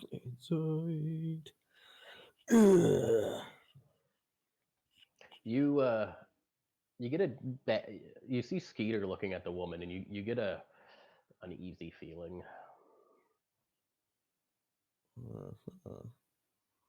But we shall continue on. So the cave winds for a little bit, and it's getting a little bit colder as you're walking. It kind of has an upward slope to it, and there's parts of it with frozen water, so like ice, that you have to walk across in various spots. But it isn't very deep. It's like puddles that have been frozen. Is there any foliage or anything in the cave, or is it just straight rock? Nothing. It is rock. Okay. Rock, and at parts it narrows and parts it widens. It's a naturally forming cave, but you can tell at parts it must have been worked at some point, like entrances widened, stuff like that. But you continue on without event for a while, probably a good hour of walking at a fairly slow pace, Guys, this sucks. keeping up with everybody. Quit your complaining. Let's kill. We need to keep moving, or we're gonna die. Okay, so Drag. I want Sean. You're close to the front. Let's have you make a perception check. Okay. Nope. Okay. So you round another bend, and Francois ducks his head at one more at a narrow entryway, and then he gasps. He says, "There's something up ahead. It's a room." So you're right there, Sean. You can go ahead and move 5 feet forward if you wanted to have a look. Hold on. Okay. So it opens up, and there's a wooden door that fell off its hinges that would have been on the entryway to this small room. There is a pile of rotten wood in the center of the room, and 2 doors. And this room is definitely work stone, so it's like a square-ish room that's been hollowed out. And there is a door on the opposite side, that a stone door that has been that is closed. Okay, I'm gonna look back towards the group and do the finger over the mouth. Okay. Just be like, shh. And I'm gonna roll stealth checks. no, I'm gonna wave Skeeter up. Okay, so Skeeter looks nervous but comes up to join you. What? Bloop. All right. Do we know? We don't even know what classes these guys are, do we? No, but they're not full classes. Okay.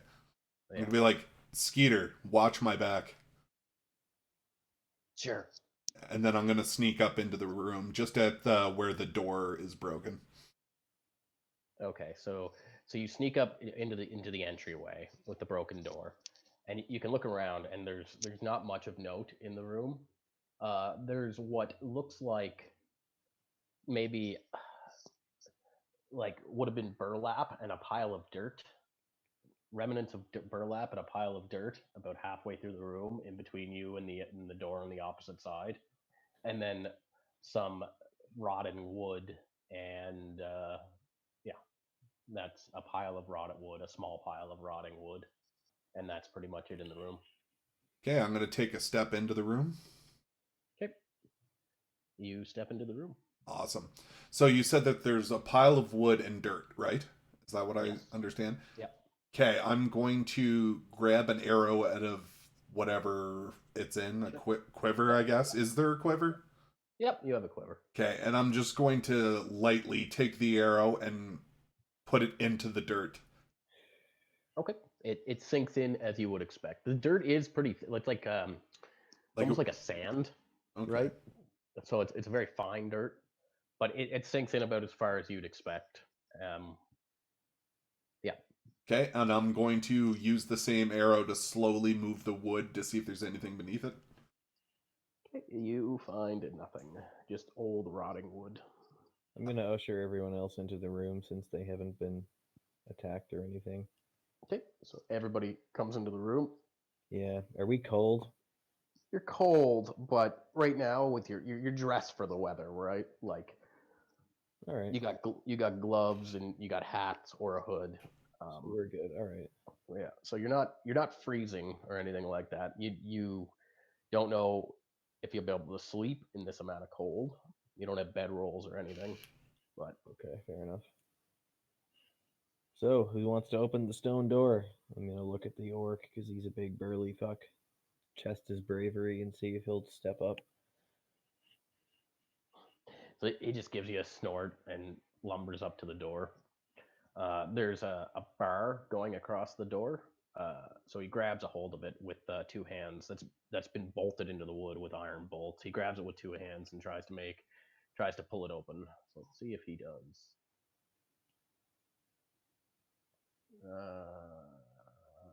Where was he?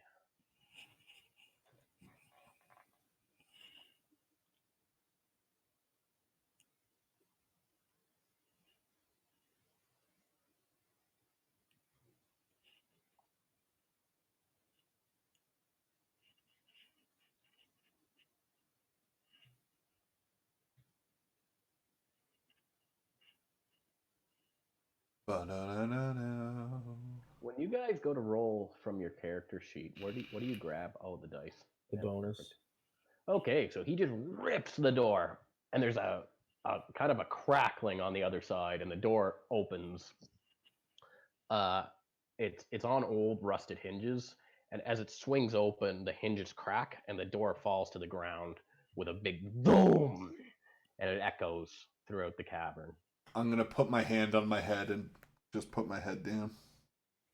I'm gonna like So flatter him by saying, "Oh, what a fine young specimen of strength," and give him like a slightly like a 41% gay eyebrow raise. he doesn't look uninterested. Awesome. So Francois shines his the light into the room behind you, and you can see it's stairs leading upwards. And it's a large staircase, probably 7 feet wide, large stone cut staircase, and the steps, the inclination changes, but they are work stone, so it looks like somebody worked a natural stone into this shape of stairs. All right, I'll put my hand out as if I'm ushering Francois to take the lead. But of course, Okay, while he does that, I'm gonna pat the pat the orc a little too low on the lower back and be like, "Oh, I think you earned the privilege." He looks a little confused. I'm trying to get him to go first. He gives you a curt nod. Oh, okay. Well, Sean already asked Francois, so Francois is walking. I And want the to orc, keep Francois and the orc as far away from each other as possible.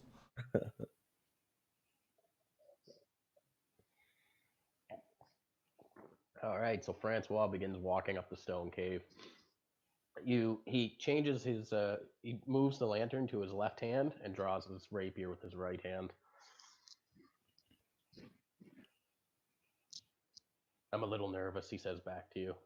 But he continues walking. And then I'll lean forward to whisper, "I got your back."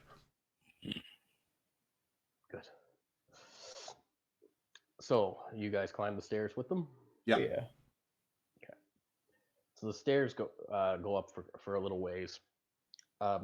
There's parts in the stairwell that platforms that have been leveled out, and there's stone bricks placed on either side of them, about chest high.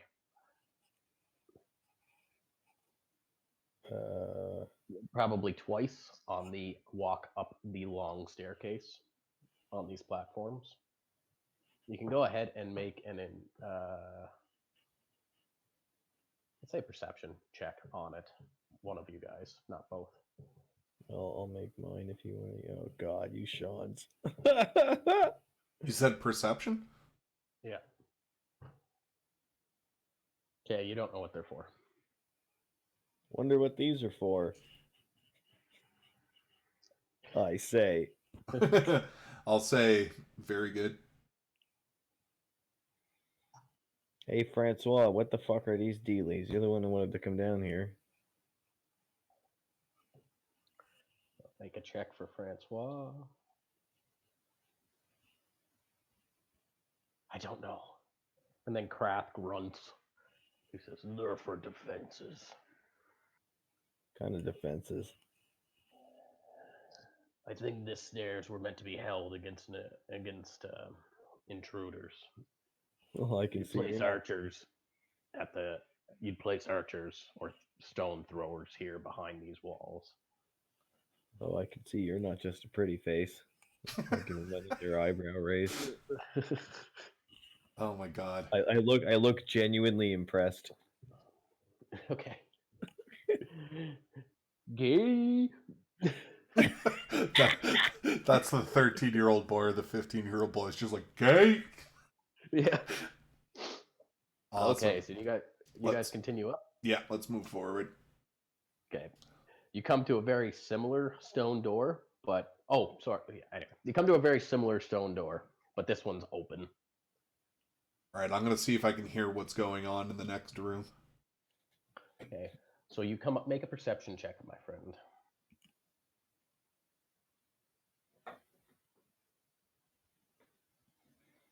Okay, you can feel like a fresher breeze coming from this room, but you don't hear anything in the next room.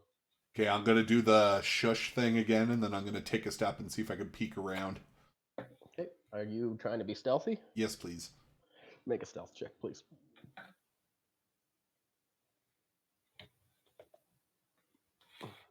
Okay. So you kind of crack the door open a little bit, and it goes on the rusty hinge. Shit. You know you made noise, but you look in, and it's a very large room. In the next room, up at the top in the ceiling, there's snow falling in, and you assume the hole in the ceiling must open to the outside. Okay. In the room, the first thing that catches your eye is there's stone or what look like brass statues of angels hanging from the ceiling by tethers. They both have they're both holding bows in kind of a flying form, and the bows are pointed at there's your entryway, and then there's a few other entryways, and they're pointed kind of in the direction of you guys. So there's multiple entryways that enter the room on your side of the cavern. Okay. And then on the far side, there is a like a grand staircase that leads up to two large stone doors, like a double door that is cracked open. Make a perception check. Okay. Getting really creeped out, guys. 19. You can see, Sean, in one of the angels' bows, there is a notched golden arrow. Also, on the side of the room, there is some scaffolding set up that looks ancient and crumbling that leads up to the roof, Okay. close to the hall. I'm gonna relay what I see to the group, and I'm gonna look to see if there's is there anywheres where the women and children can hide in this room, Mm, or is it I just mean, big and open? it is fairly big and open. There's a pile of rubble, you assume, from where the roof caved in, that they might be able to kind of get low and hide behind. Okay, I'm gonna walk up to them and I'm gonna very calmly walk up to the woman and be like, "It would probably be best if the two of you would hide." I'm gonna hand them one of my rations Okay. and then tell them to go hide. Okay. So you're kind of pointing where they should go. Yeah. Okay. So she takes him by the arm and drags him to the hiding place, and then she gets low, and they both get low, Perfect. close to the downed stone. Death. Awesome. I cast magic missile. Okay.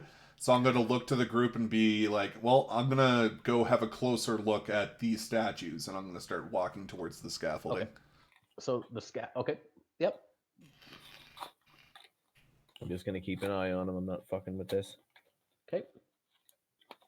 So you come in, and you notice that some of the scaffolding has fallen. Like it looks like it might hold you, Sean, but it's not 100% sturdy. It's been here for a very long time. Okay. There is more broken wood on the ground here. But yeah, do you want to try and climb up? Is that kind of I do, but I also want to see if I can use some of the broken wood to patch holes that may be hindering. Okay, that's going to take a very long time, but you can try. All right. I'll set me in the back area while the other guys do stuff. Okay, I want you to make an engineering check for me. Right, I gotta get up for a sec. Carry on. Okay, you don't think you'll be able to really patch it up in any time that would make sense. Okay. Like days, you think it might take you to actually reinforce the All right. scaffolding. All right, so what I'm gonna do is Sacks of shit. I'm gonna put my bow away by putting it onto my back and put the arrow back in the quiver, and then I'm gonna go for a climb. Okay, here we go. I want you to make an athletics check, my friend. I'm gonna cheer him on from below. 15's the DC. Okay, you make it to the top of the scaffolding. So up here you get a better view. You could maybe try and make it to the hole in the roof if you had rope or something to throw on, but the wall is fairly there's not really a climbing surface to get to the hole, and it's still another 20 feet above you. Okay, and how far away am I from the statues? So you'd probably be able to make a jump. You figure you can jump and probably reach it if you're lucky and land on one of the statues. Okay. But it's 40 feet down. It's not Oh, so it's like death if you fuck it up. maybe not death, but you're not going to be great. You're not going to be healthy afterwards if you do fuck up. All right, I'm gonna climb back down. Okay, you climb down without incident. Okay, I'm gonna relay to Francois that seems to be something interesting up there, but I'm not gonna risk anything because I don't really feel like dying today in a dark cave in the middle of nowhere. Oh, I have an idea. Haha, I don't blame but you, my friend. Need to ask a meta question. I have to rest for the night to reset my spells.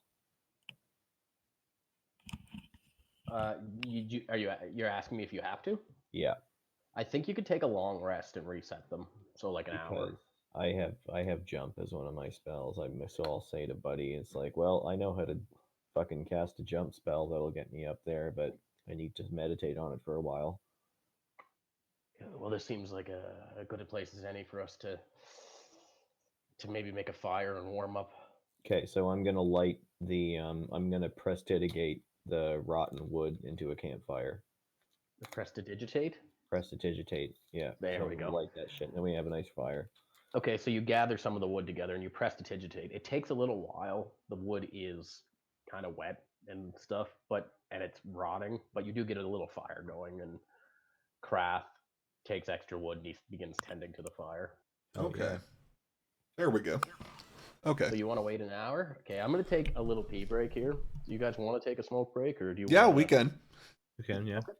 Okay, let's take a quick one. We'll do a quick smoke break. Okay. All right. Okay, very good. All right, everybody in the stream, we'll be right back.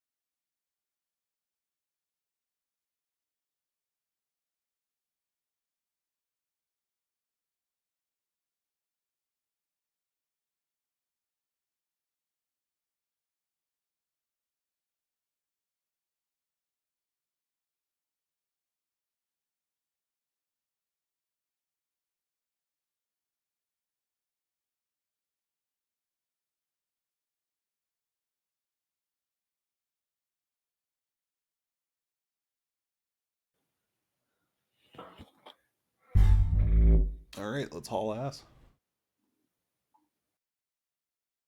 Okay. So, at the end of you warm your bones up by the fire, and okay, you prepare your spells. Um, so you can go ahead at the end of about an hour. You've finished and you're ready to go. Okay, so I'm preparing jump, and Okay. I've added. I've finished my 6 spells, so I'm gonna prepare find familiar, as well as jump. Okay. So, I'm gonna be like, yeah, guys, let's get the fuck up there. So I'm gonna. Hey, I'm gonna summon a hawk familiar. Hawk familiar. Oh yeah. Okay. Can you read the description of the spell? Yeah, you gain the service of a familiar, a spirit that takes an animal form: bat, cat, crab, frog, hawk, lizard, octopus, owl, poisonous snake, fish, rat, raven, seahorse, spider, or weasel, appearing in an unoccupied space within range, which is 10 feet.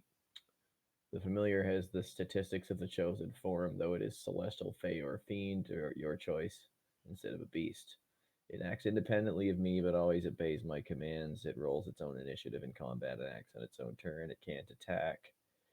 Okay. It So what is disappears it? when it drops to A zero. It's a hawk. hawk. Yeah, and I'm just gonna summon it, obviously, just above my head. Hawk. And I'm gonna command the hawk to fly up top and see what the fuck's up there and whether it's worth going up there. Okay. Because I can, Manual hawk.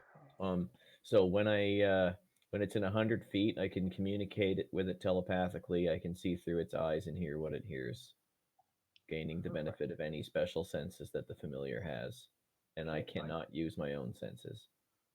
I dropped it into the combat tracker here, so I can use. I have easy access to it.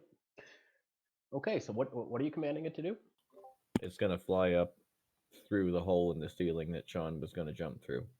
Okay, and you within 100 feet, right? You can you Yeah, have a I can see telepathic link. telepathic link. Okay, so it gets a little ways above the hole. Maybe about 20 feet to be about above the hole would be your 100-foot range, and it starts circling, and you can see you're you're definitely on the mountain, um, and it's snow covered and rocky terrain. Uh, you can't. It's still snowing fairly heavily, but with the hawk's perception, you're able to make out that you're moving closer to that the mountain that looked like the dragon's head.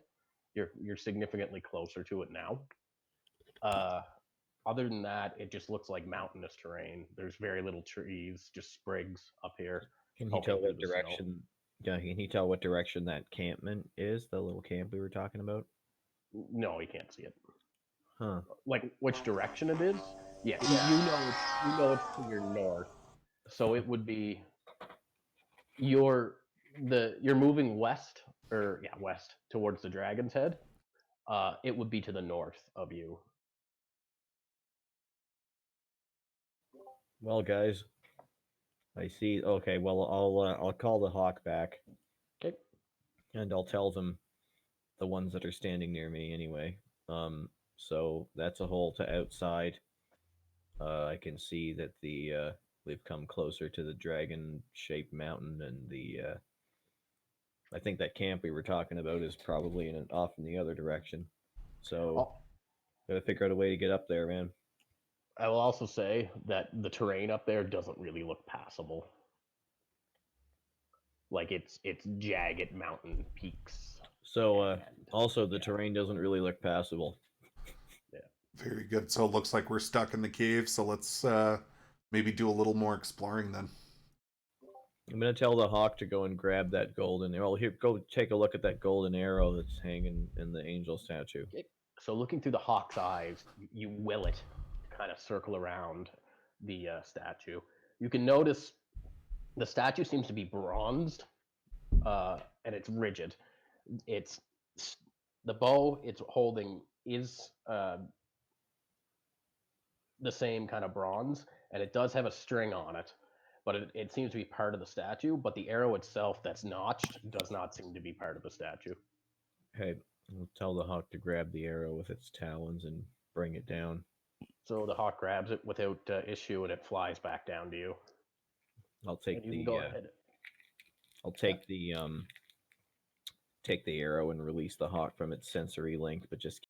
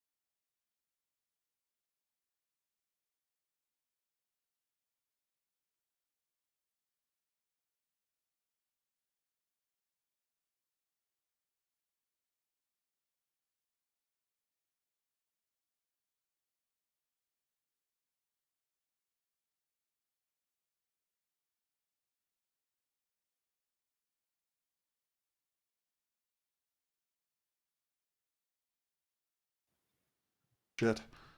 Yeah. Like perpendicular to the door. Or Okay. All right, what'd I miss? Kote's checking out the room with his hawk. Um, And he fell down the stairs. I fell down the stairs because they're slippery that lead up to the ajar door. So I sent the hawk in there, and there's a frozen lake with some dudes walking back and forth. So Okay. I tell the hawk back. I inform everyone else of this. I'm just like, hey, can anyone get up those slippery fucking stairs? I'm not falling over again. I can give it a try, I guess. Okay. We'll go ahead and make a acrobatics check, Sean. Okay, so Sean walks up the stairs without having to hold on to the rail. No issue. So you're at the top of the stairs, Sean. The door is slightly ajar. These large stone doors, double doors. One of them is slightly ajar. Is the cap on? The cap? You said it was ajar, right? Didn't. Oh. Sorry, I just had to. I had to make myself laugh. Okay, I'm gonna peer through the hole in the door, like where it's open, to see what I see. Okay, it's dark in there, so make a perception check with a disadvantage.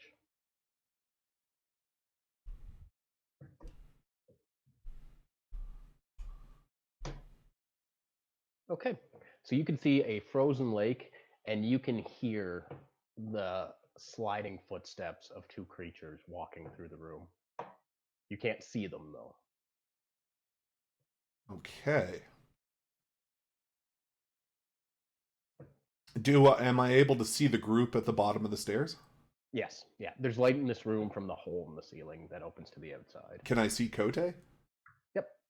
I'm gonna put 2 fingers up in the air and make it so that my hands are together, and then slowly raising them to make it look like, hey, there's 2 big guys in here. 10-4.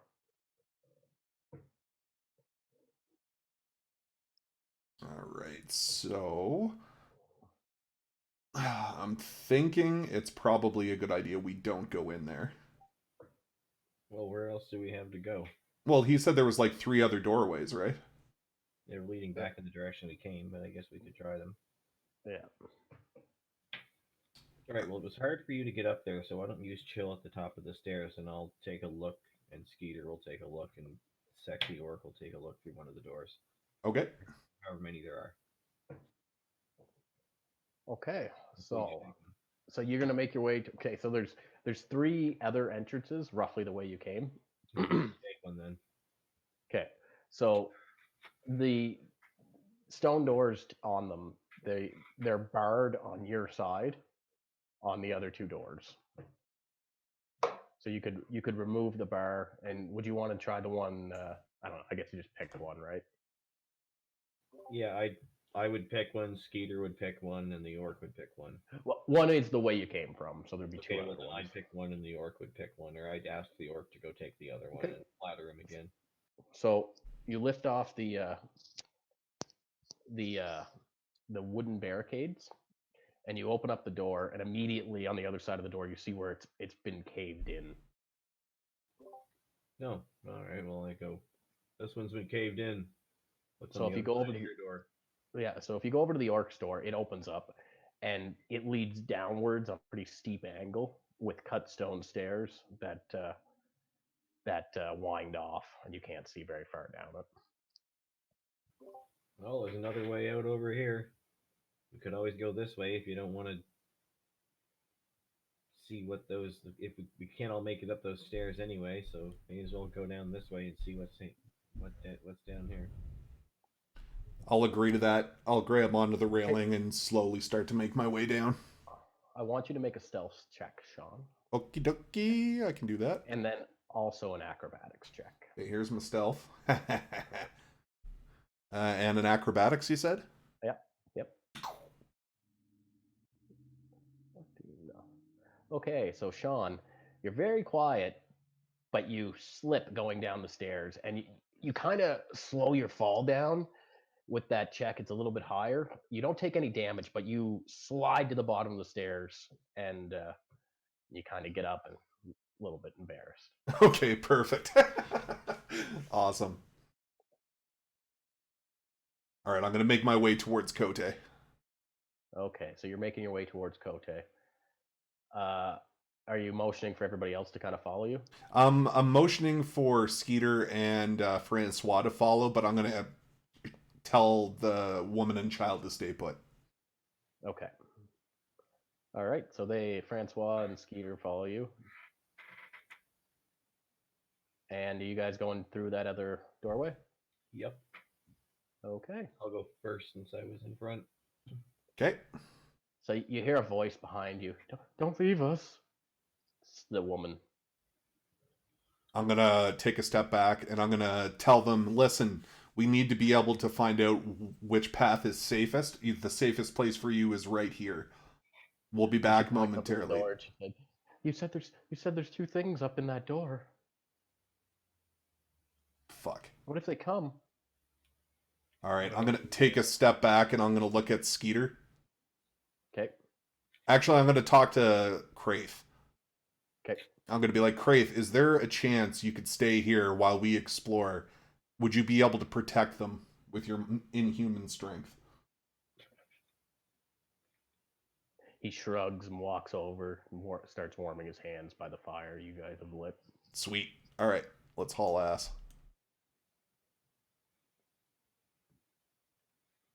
Okay.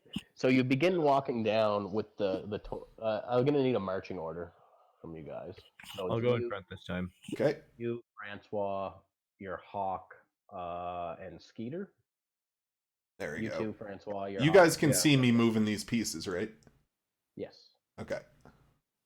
I'll send the hawk like ahead of me, but I'm not gonna look through his eyes.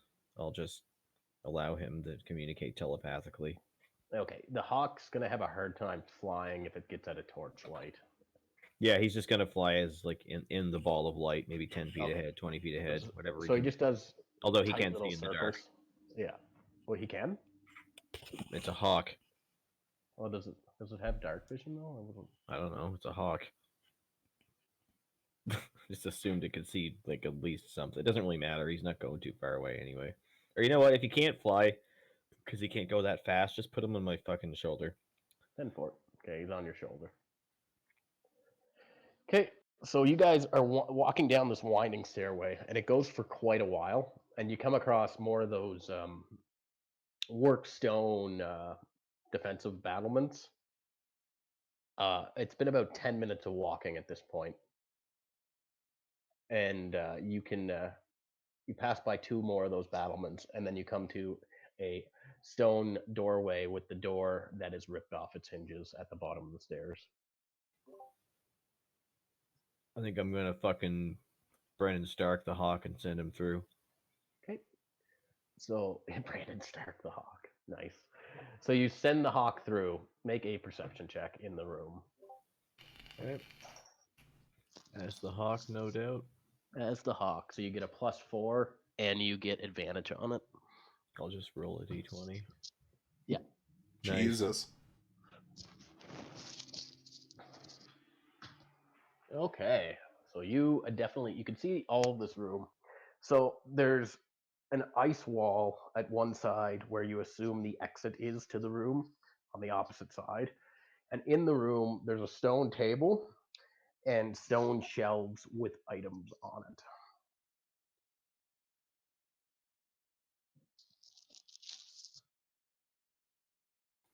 Well, nobody else in there.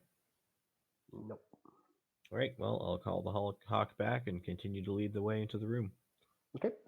So you enter the room, and yeah, there's stone alcoves along the side, like shelves, stone shelves along the side, and then the stone table in the center of the room. But besides that, there is not much of note What are all the items that are on them? on the shelves yet. So you walk over and you investigate the items. Please roll an investigation check for me. Okay. I keep losing my fucking character sheet.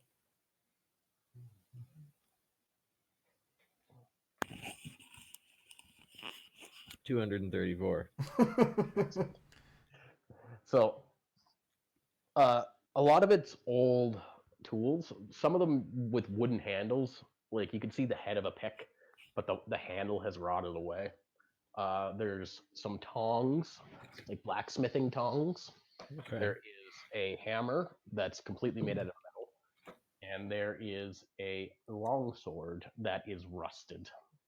So attacks with it will do disadvantage unless it is mended. And that is all you find. Hey guys, there's some shit in here. All right, let's haul ass into the room then. Okay. So yeah, you guys see the same thing in this room. Well, All I right. wouldn't mind taking that hammer. I'm gonna go pick up the hammer and Okay. put it in my It's bag. it's not a battle hammer. It's like an actual. I wouldn't want it if it was. Yeah. Hammer. So you put the hammer in your bag. It's a sturdy hammer. It's rusted, but like if you scrape off the rust, you can see that it's good steel underneath. Excellent. I have a hammer. Let's fucking do this. Okay, so And who picked what weapons so far? Like, I got the bow. What did you get, Cote? A dagger? I have a dagger that Hieronymus fucking Dix gave me, or Francois. And did we we gave the short sword to Skeeter? Yep. I'll And I gave you the longbow, right? Or the short bow. yeah, I'm gonna walk up to Cote and I'm going to be like, Buford, I think we should probably give the long sword to the York. I can go bring it to him. Oh, have at her, buddy. Okay. Good plan. So I'm gonna grab it and then I'm gonna fuck off. I show signs of starting to think that Marcus is not a complete dumbass.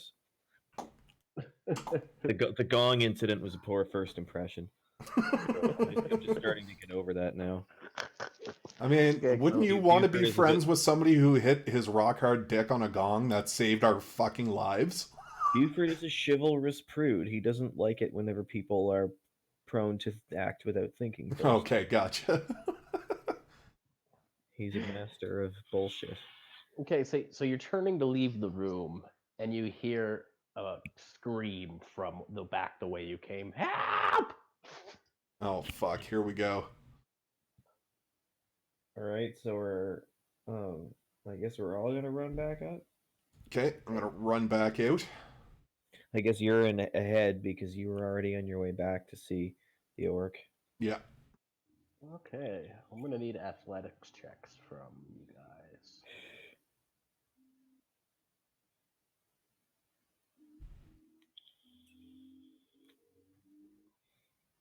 Perfect. Okay, just give me a sec here. I'm just prepping something. Okay, I'm gonna so go put something in the fridge. Give me every 3 seconds. fucking check we do, I'm so glad I'm proficient in. Like it's amazing.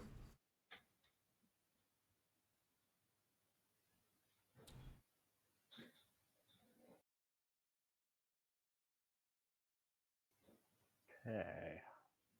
All right, so should I do moving order? Well, if you're all just rushing back, you It- and Buford will be close by, but Skeeter and Francois falling behind a little bit. Snacks. It is a long way though. You've been walking for about 10 minutes, maybe Okay. 15. So it's going to take you a little bit of time to get back there. That's why I got you guys to roll athletics checks. Okay. I'm just going to pull up, get ready here.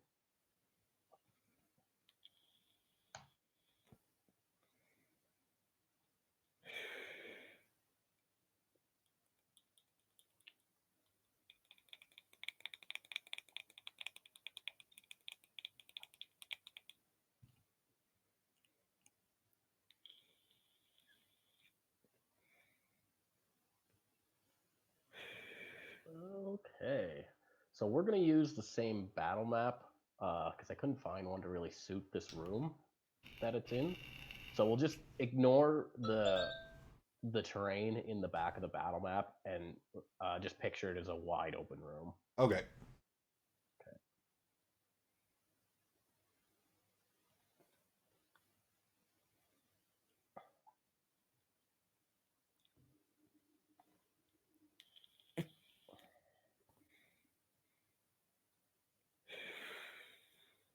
Yeah.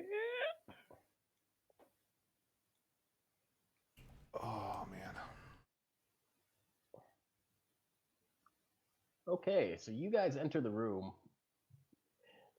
panting. You enter the room through the broken door, and the first thing you see, uh, attacking Krath, are these things.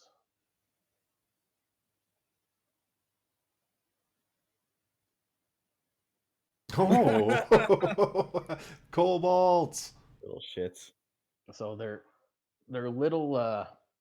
They're a small creature, and they're attacking him. He does not look like he is faring well. He is bleeding from multiple points, and he's fighting defensively, just trying to fend them off. The uh, kid is fighting with one of them currently, and the woman is hiding in the amongst the debris. Gotcha.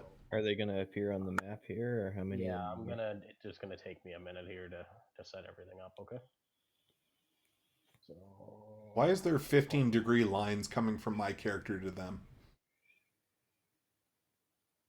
That's What? weird. Oh, I'm just seeing some weird shit on my screen, but it's okay. Okay. So I gotta get this battle map.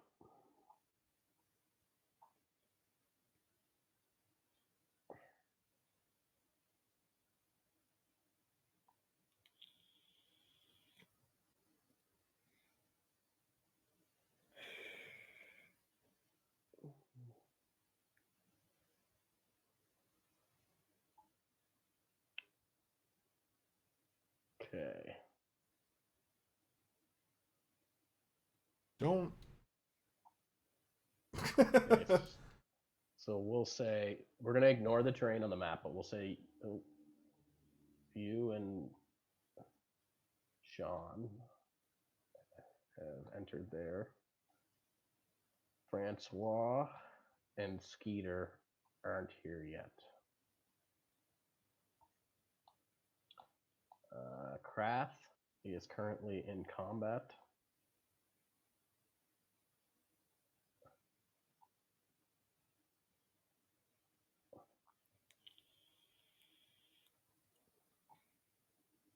Okay, this is going to be weird. Okay. 5, 10, 15. So we're 20 feet away from Crate.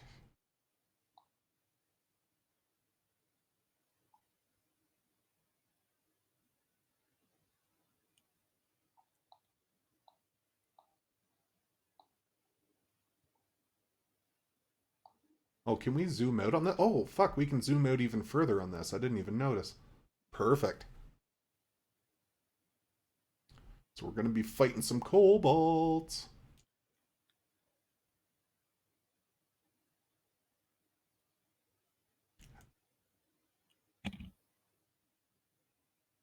And the one thing you do notice about the room, there's a rope that's been tied off at the top of the stairs and just kind of strung out to the bottom of the staircase.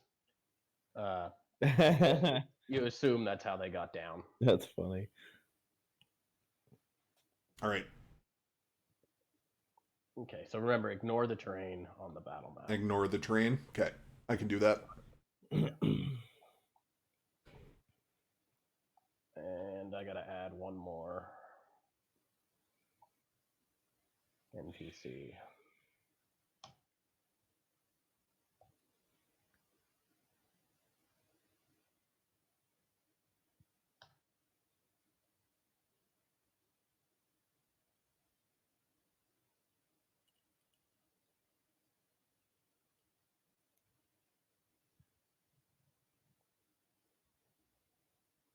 Okay.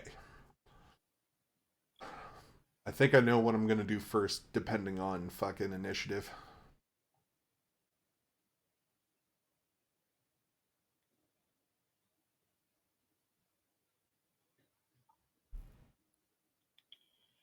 Okie dokie. All right, I'm gonna delete all our initiatives here. Okay. Then we're going to go initiative style. Yeah. Okay. Okay.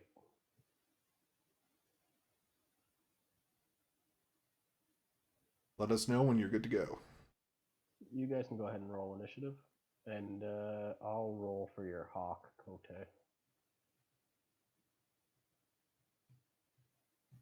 Not a bad initiative.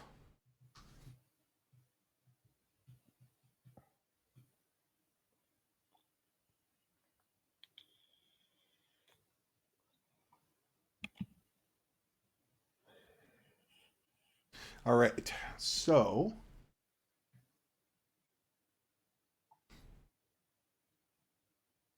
I don't think Crate's gonna make it out. Something tells me he's gonna get fucked.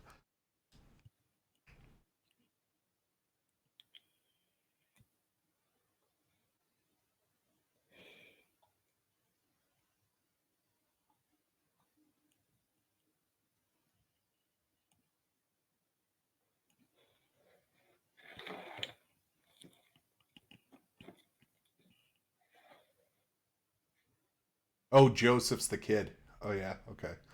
As I put my cursor over the B, I was like, "What the fuck is the B?" Yeah. Okay, I think I got it now.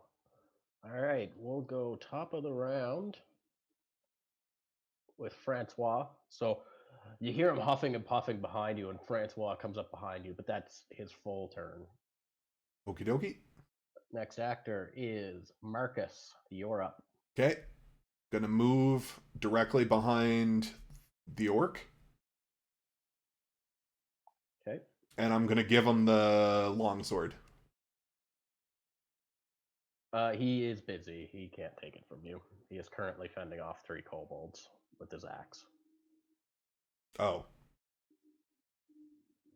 then I'm not gonna do that. Okay, I'm gonna ready my bow and take a pock shot at Cobalt 3. 10-4. Go ahead. All right, let's see if I can do this here. Chick chick pow. Did you drag it right onto kobold? No. Your attack. Okay. So 19 hits. So drag your damage right onto the kobold from Okie your dokie. character sheet. Is there still a penalty for firing into melee? No. Oh, nice. I think it's just path of sight or whatever it is, isn't it? Nope. You also get. Oh, you're not a rogue anymore. I was gonna say you get sneak attack if one of your. But yeah. Anyway, so you do 3 damage with your bow Yep. on kobold 3. Okay, so it nails the kobold in the shoulder, and it's a heavy hit, and the kobold does not look healthy anymore. But Perfect. he is still standing and still fighting. Okay, Kote. So you can either choose to control your hawk or yourself. Or no, it's Craft's turn. All right, here we go. Craft. He's going to take a swing at one of the kobolds, the same one you hit, Sean. Okay. Oh, did you put a check mark on my ammunition for me? Thanks, man. No. Did I? No, Oh, I must have. it automatically does it when you hit. Oh, that's cool. Okay, so he's going to take a swing with his hand axe. He roars with rage. And he connects solidly with Kobold 3. I also forgot to roll it on him.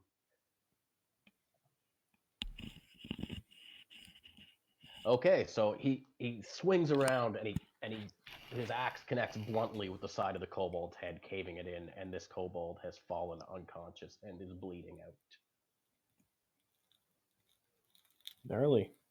See, where's my combat tracker? Kobold 3, status unconscious. Okay, next is Kobold 4's turn. So Kobold 4 is going to attempt to stab Joseph with his dagger.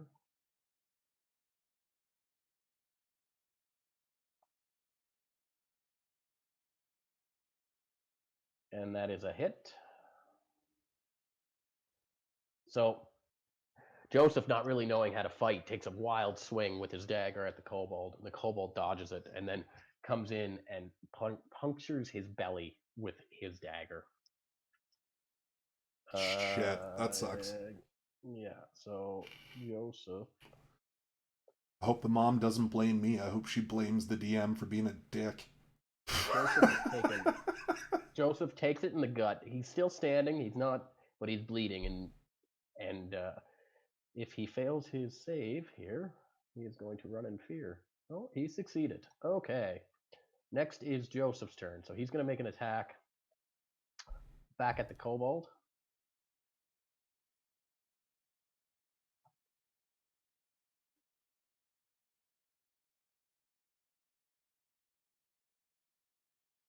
And he misses. So he takes a swing with his dagger, but he seems a little shaken from actually getting stabbed in the stomach. Okay. Next is Kobold 2. So he's in melee combat with Krath. So he is going to take a swing with his dagger at Krath. Okay. Attack Krath. Why can't you attack Krath? I'm not sure what's going on here. Can I attack him from the combat trip? And that is a hit. Oh, geez. There is. So he is going to roll damage. So Krath is not looking good. So the kobold slashes and gets him right in the hamstring, and Krath is bleeding from many small points right now. He grunts with anger. And next would be the next kobold that is in a combat with Krath. What a sack of shit. I'm just glad I was able to drop at least one of them. So that's a miss. Okay, so we are going to Skeeter, who just shows up behind you guys.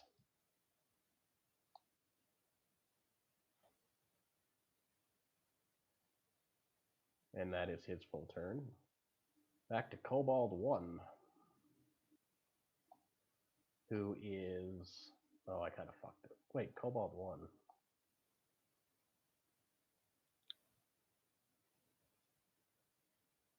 Oh, I messed up.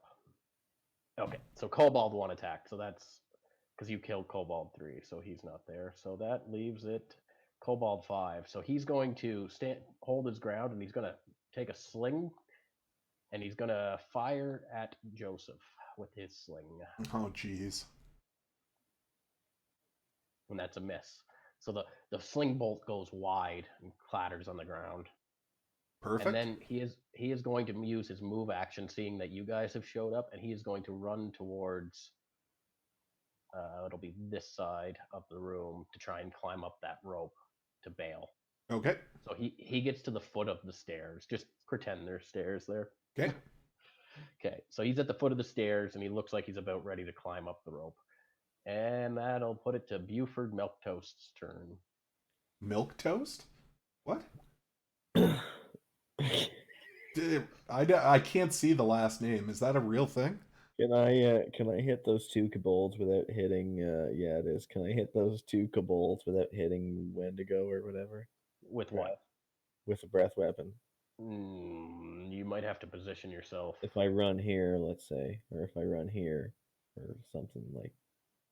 Yeah, if you go right here, because it'll hit that one, and then it'll spread out. So he'll be without. You'll be okay. You won't hit. So that's going to be a breath weapon in the downward direction. Okay, let's roll your attack on each one, please. Let's see. If we have to do it manually, we can go ahead and you can roll your attacks, and I'll tell you if it hits or not. So we got to do this. They have to make saving throws. For your breath weapon? Yeah, they have to make a Constitution save or yeah, Constitution, because I'm a green dragon ancestry, so it's going to be 8 plus my Constitution modifier. This is the DC, which is 3 plus my proficiency bonus, which I guess is what, +2? Yep. That'll be 8 plus 5. They have to make a Constitution save, DC 13. Okay. And if they fail, they take 2d6 damage. If they succeed, they take half the damage. Okay, both hit.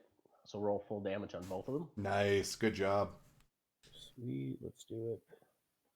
1. And I guess I roll twice. Yeah. You actually Smoking. normally from here on out, we'll just roll damage once if you're damaging multiple people, but you'll roll Okay. different attacks on everyone, and they'll make different saves. But Yes. damage will be the same. I'd probably I agree think to that. Yeah. That's traditional D&D, right? Yeah. So we'll go. They're both going to end up the same way. So there is no say attack 11. roll on a breath weapon, but yeah, Yes, yeah, but they made separate saves right, instead of being a group save. as they would. So it would be 10 damage to each of them. Doesn't matter either way. They're both. So you run up and you spit your poison. You spray it out in like a misty cone, and it gets in their eyes, and they breathe it in, and they fall on the ground, and they are immobilized and gasping for breath and quickly losing consciousness. So that they are, for the purposes of combat, they are both unconscious and dying. Oh, you instantly killed them. They are dead. Oh, good. Yeah. All right, well, I'll call out to Marcus to bring the longsword in for Buddy Boy here. So Kobold 2, delete it. Kobold 3, or Kobold 1, delete it. And Kobold 3 is dead. Delete it. Okay, so you saved his life, probably. Okay, and then we're going to the top of the round, which will make it Francois's turn. So Francois will be running into the room, and he is going to make an attempt to go save Joseph. So 1, 2, 3, 4, 5, 6. He's going to make a double move instead of doing an attack, and he's going to end his round right there in combat with the kobold. And that'll be the next turn to be Marcus. Okay, so it's going to be 5, 10, 15, 20, 25.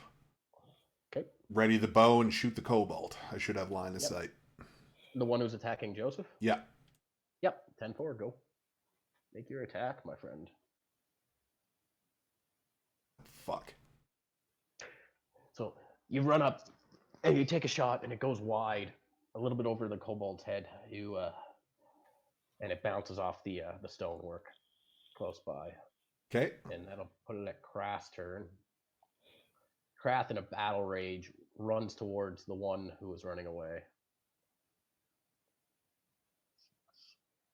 And he's going to take a double move to try and catch him before he gets up the stairs.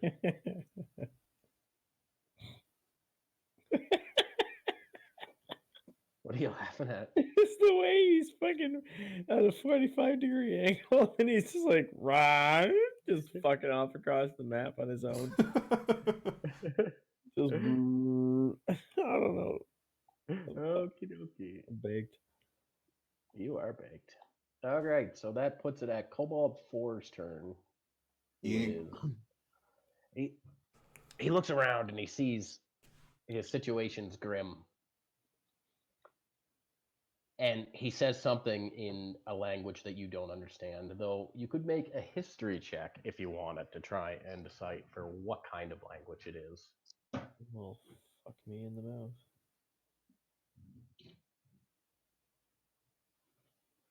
Nope. You have no idea. Good job. So he's going to start moving away. Sean, or Francois can take an attack of opportunity on him because he's moving into combat with him. And that's, where's Francois?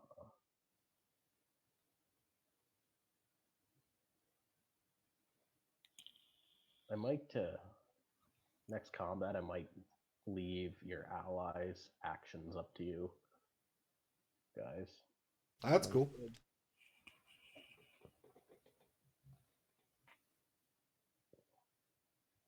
Because this is a bit much for me to do. Yeah, definitely. So we'll do it like Divinity Original Sins, where it's like each of us controls 2 guys. How much damage did you do to him? Here, in the back as he turns to run. He doesn't quite kill him. Francois gets him with his rapier, but the creature's running away. Joseph, seeing the creature run away, bails and runs back this way towards where you guys came from. Yep. It's Skeeter's turn, and Skeeter does nothing. He stands there, sword ready. Kobold 5. Okay, so he's going to make a athletics check to try and climb up the rope and get away from you guys.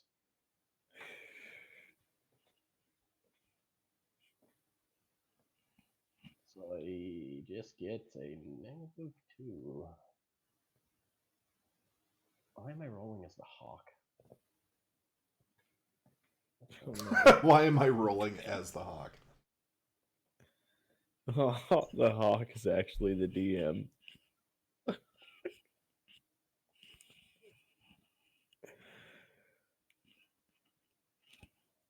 I'm not sure. Anyway, he manages to make his check, surprisingly, and he scrambles up the rope and he gets to the top of the stairs, but that's his full turn. And that puts that Buford Milquetoast's turn. Well, Buford Milquetoast is having a problem right now. Oh, it's Buford M. Whittle Biscuit.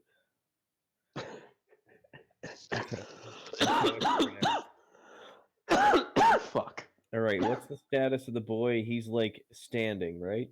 Yeah, he's standing, bloody All right. belly, but he ran away. All right, I'm gonna rummage through all three of the dead kobolds at my feet to see if there's anything I can use to help the boy. Okay, make an investigation check. Okay.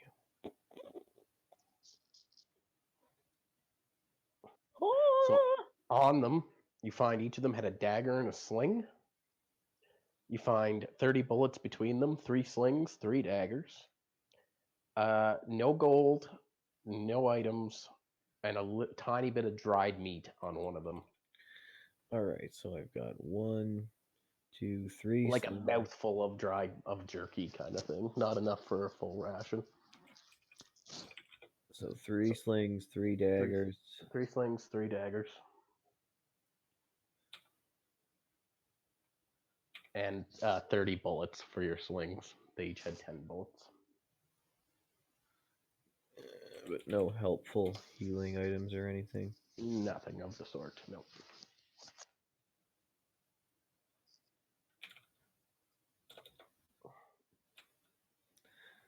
Okay, well, fuck. I guess shit. I'll call out, does anybody have any potions for this kid? Or any way to heal him?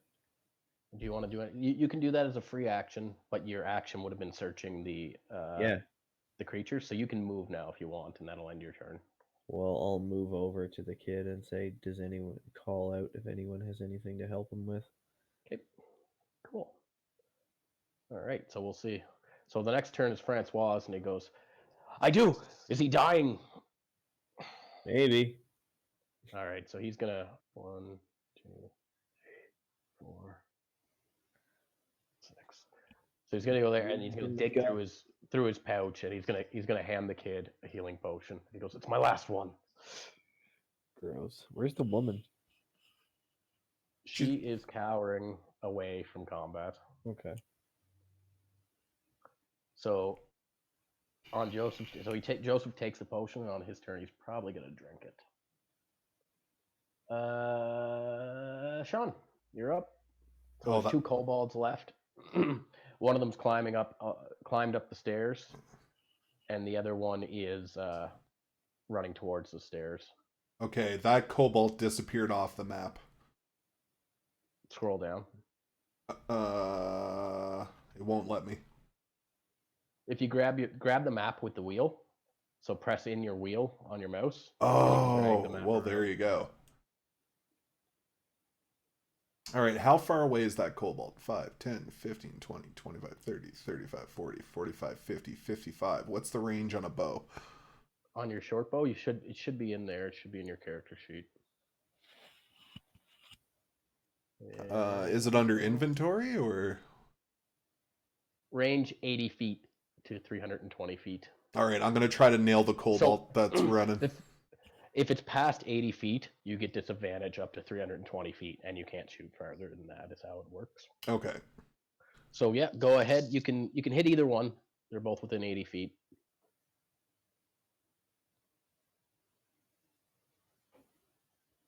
Okay.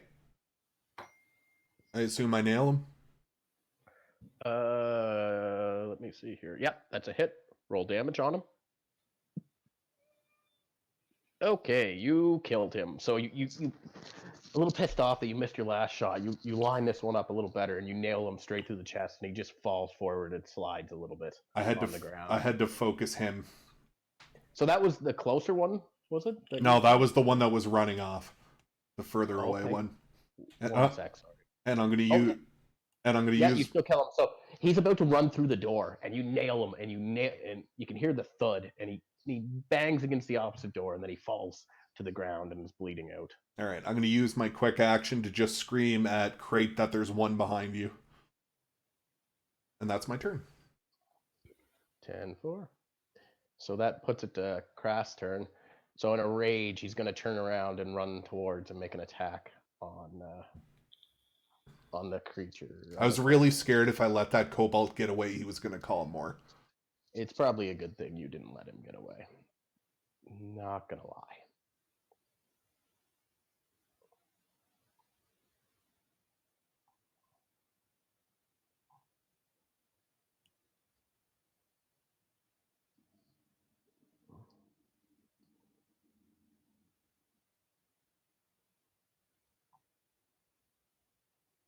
Okay, and he runs up and he just slices, he just puts his axe in the top of his head, just crack, and the kobold falls dead to the ground. Perfect. Krath is breathing heavy and does not look healthy at all. All right, so they're all dead. They're all dead. And we are out of combat. I'm going to look up how much experience you guys get, and I don't know how to add them to your...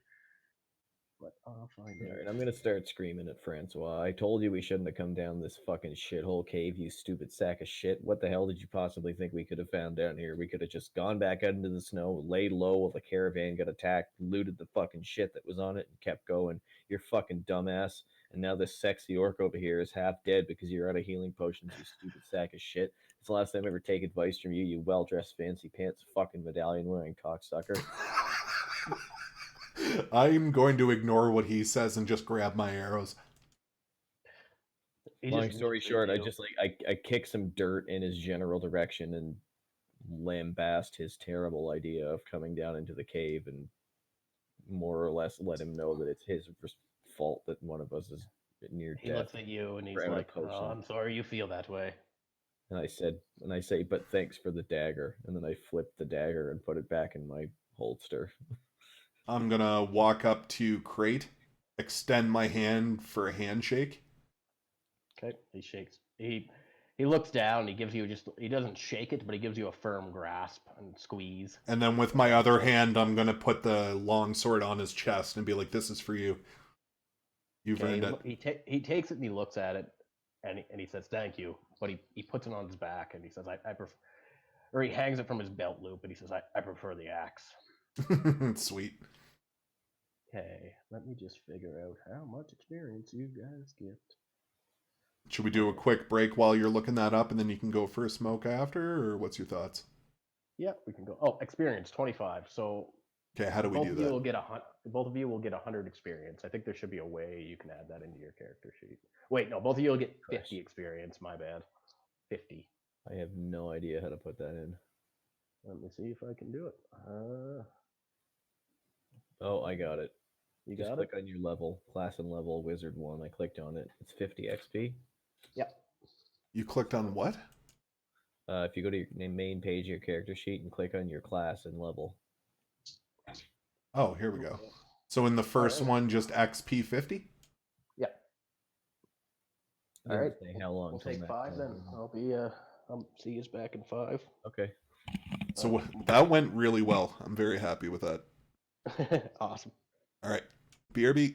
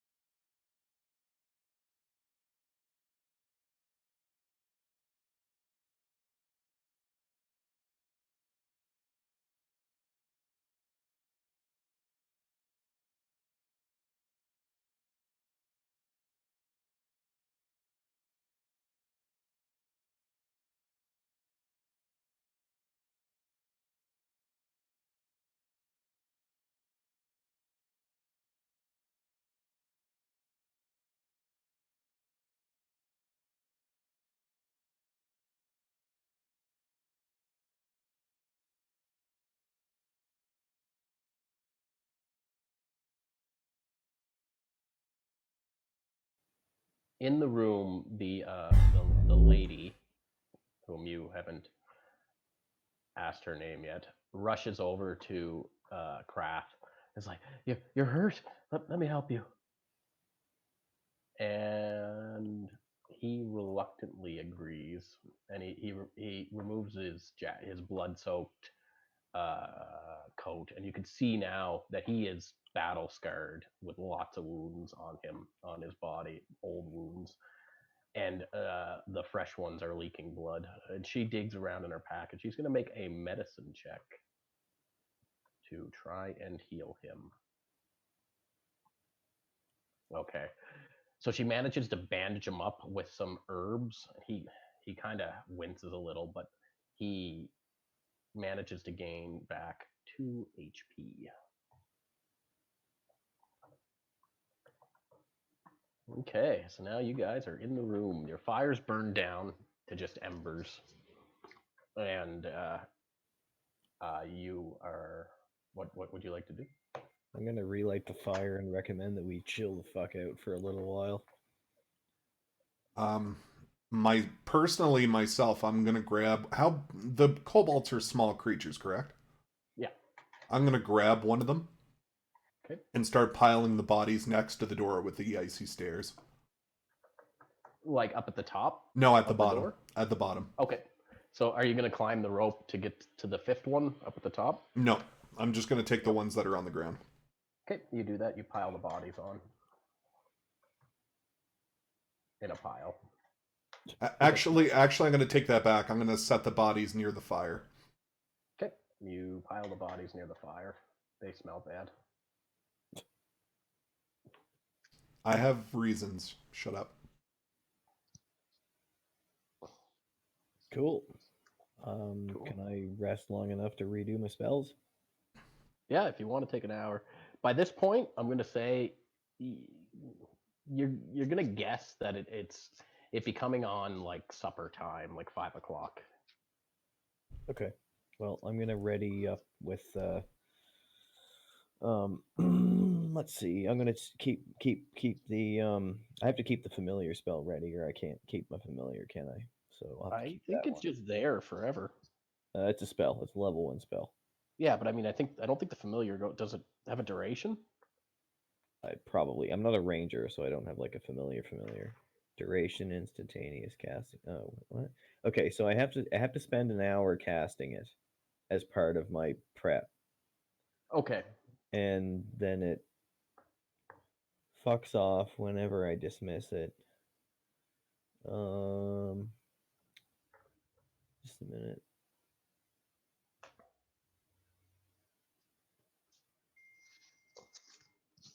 Oh, it can cast touch spells for me. Cool. Yeah. That's neat. Yeah, crazy. That's weird because whatever. It's an action. I can dismiss it. All right. Should I role play in the meantime while he's feel like reading? Okay. Yeah. Okay. So while I'm next to the fire, I'm going to wave over Joseph to the fire. So he comes over. Yes. Be like, Joseph, my man, I have something for you. So I'm going to take my finger, put it in one of the wounds of the cobalt, and put a line of blood on his cheek. This is your rite of passage. Well done. That was amazing. He smiles at you, but he still looks really nervous, like he does not want to be here. Hell yeah. And then I'll look so I figured it out. The familiar is not going to go away until its HP is reduced to 0, and then I can only summon it again if I have that spell slotted, so I don't have to keep it slotted. So Okay. I'm going to slot Ray of Sickness and Jump. Okay. Done. Sorry. 10-4. All right, so you're taking an hour-long rest? However long. A long rest. Yeah, that's an hour. Call a long rest. Okay, so it'll be about 6 o'clock, you guess. And you're all rested. Don't forget to use your Hunter's Mark, Sean. It gives you extra damage, I think. Oh yeah, that's right. Yeah. So how do I just state that I'm my new... Oh, I also have favored enemies, so I think I'm going to make it Cobalt. Yeah. It's not a favored enemy, it's a creature type. Oh. So you'd select a Humanoid. creature type. You could select like beast is one or dragon. Ah, 7 Deadly Sins. Thanks for the sub, man. Appreciate it. We're getting there, man. We're getting there. Almost there. Almost there.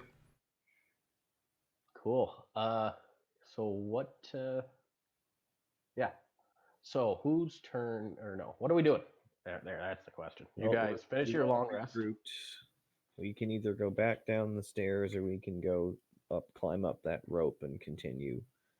I'm thinking the kobolds have to have access to the surface, and we want to get to the surface, and that stairwell goes down. So maybe we should climb the rope and go through the kobolds. I'm gonna look over towards Buford and state that I can make the stairs where they came from safe to pass, if That'd needed. be fucking great. Okay, so I'm gonna grab a cobalt body that's been sitting near the fire, Okay. walk over to the icy stairs. Okay. I'm gonna ask Crate if I can borrow his sword for a second. He hands it over. I'm gonna cut the head off of one of the kobolds and lay the blood on the staircase. Okay, so you hack it off and you rather gruesomely pour the blood on the first few bottom stairs, and you hear a little gasp from Tessa, or from the lady. Her name's Tessa. Gotcha. So I'm basically gonna keep doing that until the entire staircase is without ice. Okay, so you're trying to melt the ice? Yeah. Okay, so you do that, and it seeps in, the blood seeps into the ice, but it does not melt, strangely enough. Motherfucking cocks. Alright. Well, never mind. I thought I had an idea, but apparently I'm stupid. I'll do point find out it a little that it doesn't matter anyway because the kobolds have strung a rope down the thing, and we can just pull ourselves to the top if we fall. Yeah, I'm gonna give the weapon back to Crate. Okay. Cleaned off, obviously. Cleaned off, yep. So I'll be the guinea pig. I'll use the rope to shimmy up the stairs. Sure. And you take your time doing it? Yeah, I'm just gonna do like if I feel like I'm gonna fall, I'll just go prone and drag myself up with the rope. Yeah, you can get up. If you take your time with the rope, it makes it a lot easier. Yeah. I mean, it's a little sketchy, but there's no real risk of you falling and hurting yourself. So I you just take your slide to time. the bottom. Yeah. Yeah, you take your time and you get to the top of the stairs. Sweet. So I motion for everyone else to follow me. And I will do And so. I will command the hawk to fly back through the door into the frozen lake room to ensure that it's the kobolds that were in there that we just killed. Okay, so it flies in. Make a perception check with the hawk for me. Just make a perception. Roll a d20 and I'll tell you if it succeeds. Okay, he does not see anything in the room. Okay. So as the others are coming up the stairs, I'll boldly enter the room since I know nothing's in there. Okay, make a perception check yourself when you're going to enter the room. Good call on that one. Okay, so when you go to enter the room, you feel something on your feet, like a tripwire. And there's a click and what's your AC? I don't think it matters. 10. Okay, why am I rolling as the hawk? I gotta fix this. GM, here we go.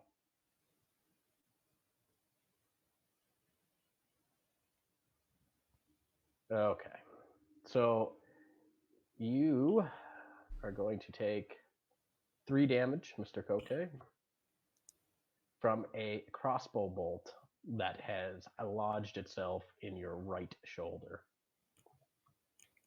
I have to do that myself? No, I did it for you. Okay. So looking over, you can see a crude trap just with a small crossbow with the rope tied to it that has set it off. And also you can hear a jingling of bells that was also tied to the same tripwire. Okay. The arrow stuck in about the head length in your shoulder. And the trap is now disarmed. I'll mutter some random curse words and pull the arrow out.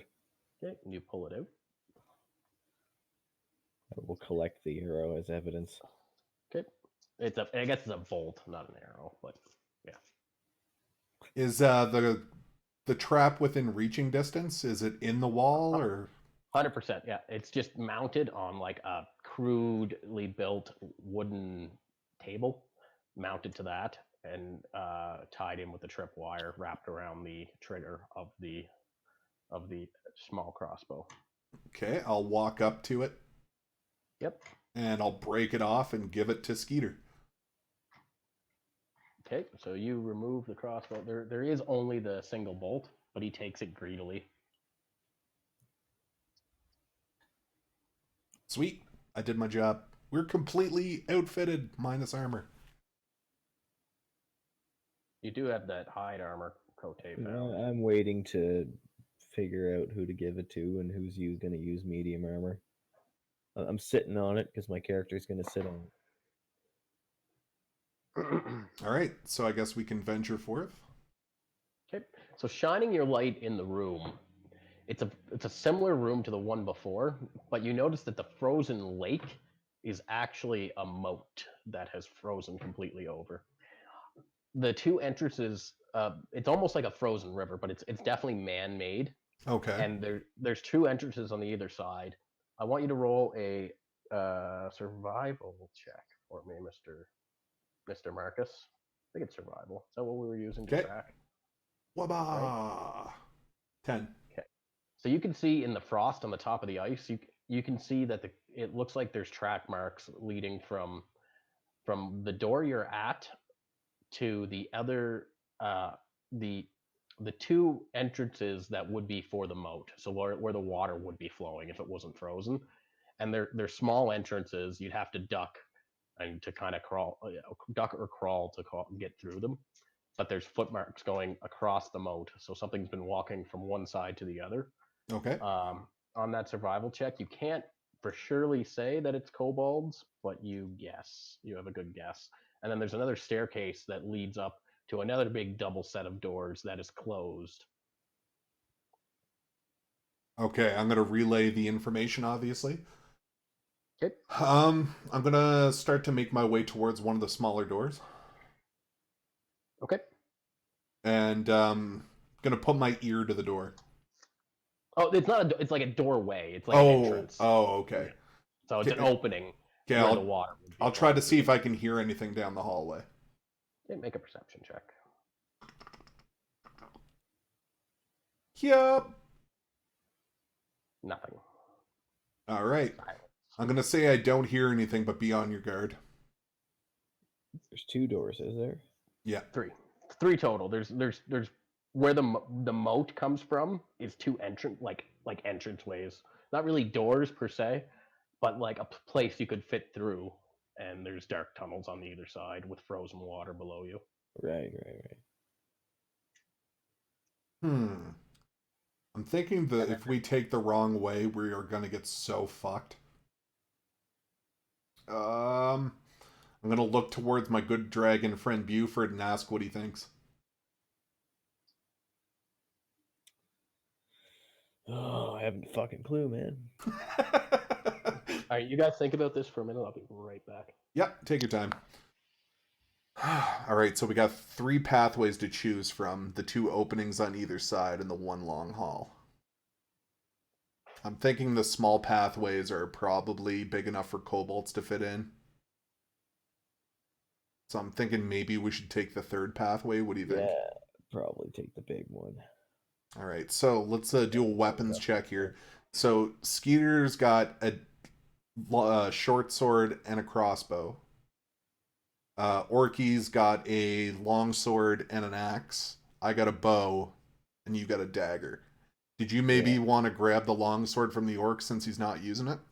I can't use the long sword. Oh, that's right, you're a mage. I forgot. Okay. I wouldn't mind that crossbow though if it's a small crossbow. You're proficient in simple weapons, are you not? I'm as proficient with light crossbows, I think. So maybe offer a trade with Skeeter the dagger for his crossbow, maybe? I think I'm thinking that maybe. All right, you back, Kalen? Yep. Okay. I think Kote is going to do a weapons offer trade with Skeeter.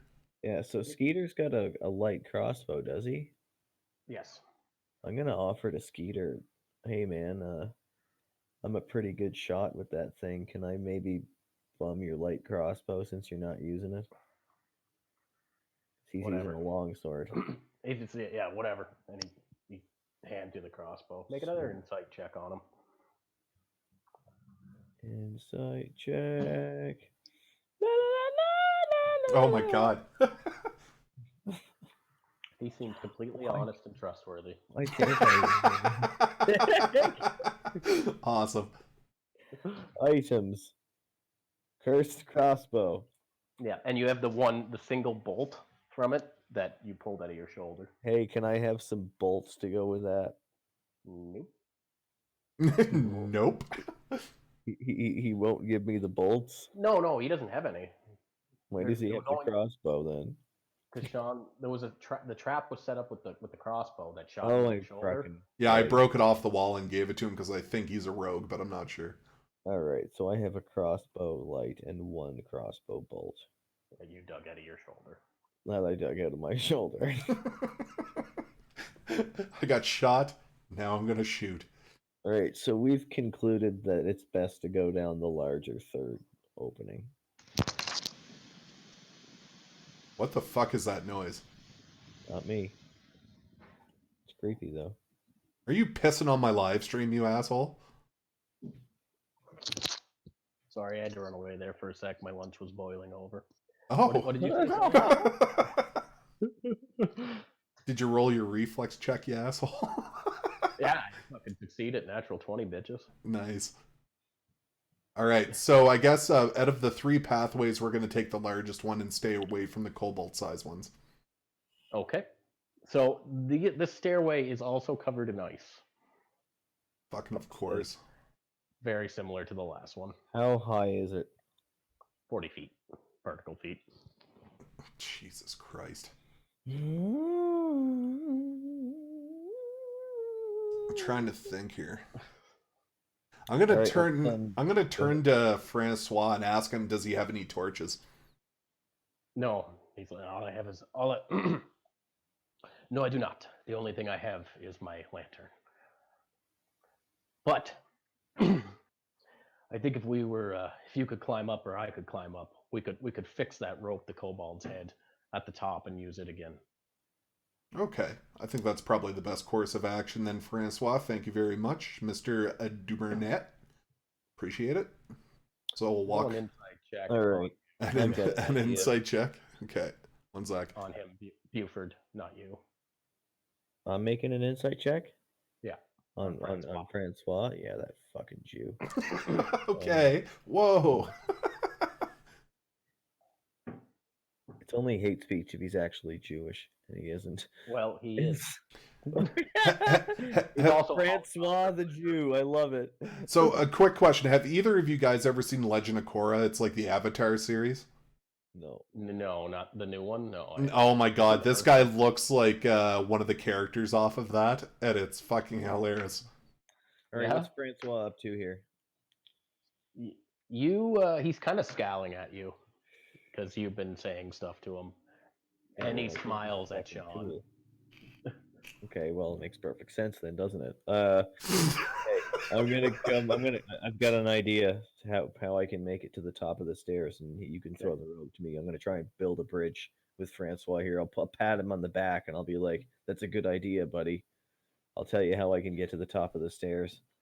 So I'm gonna prestidigate a fucking 1 cubic foot of that ice off of the staircase, halfway up to the top. Make an Arcana check.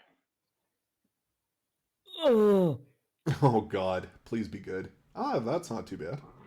This ice is not natural.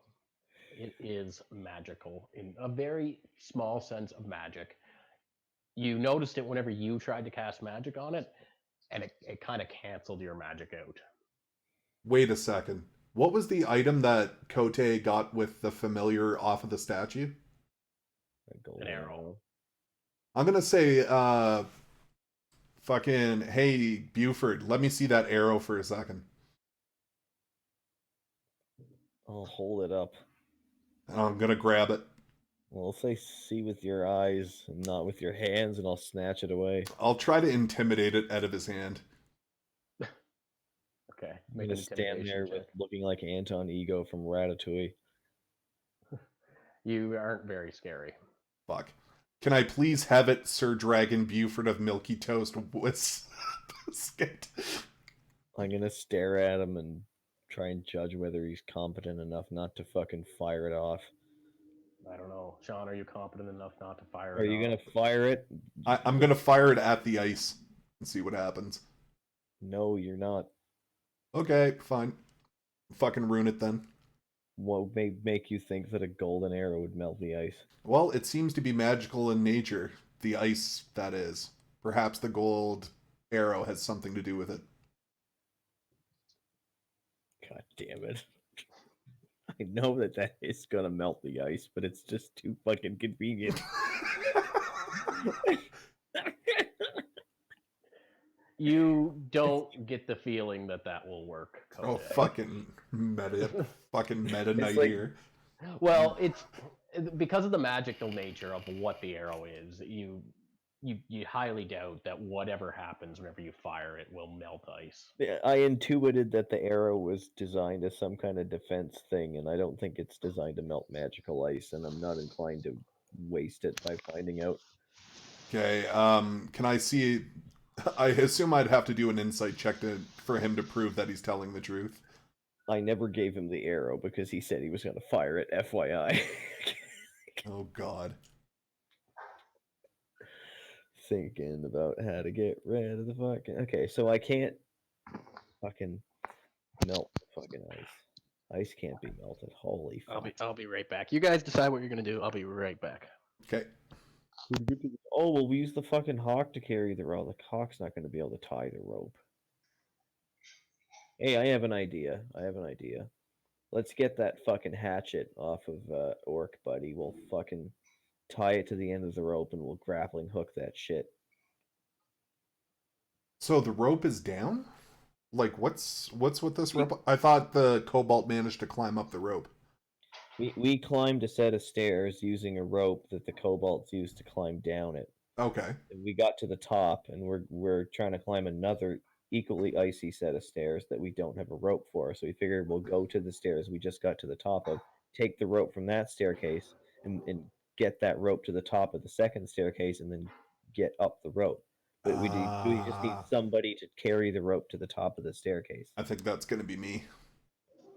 Yeah, if you want to try and just get us, we all failed to get up the first one, so I'm trying to think. I have really high athletics and a decently high acrobatics. I'll fucking do it then. Yeah, see if you can make it up. We'll tell Caleb we're gonna get the rope and you're gonna run it up there, I guess. Sweet.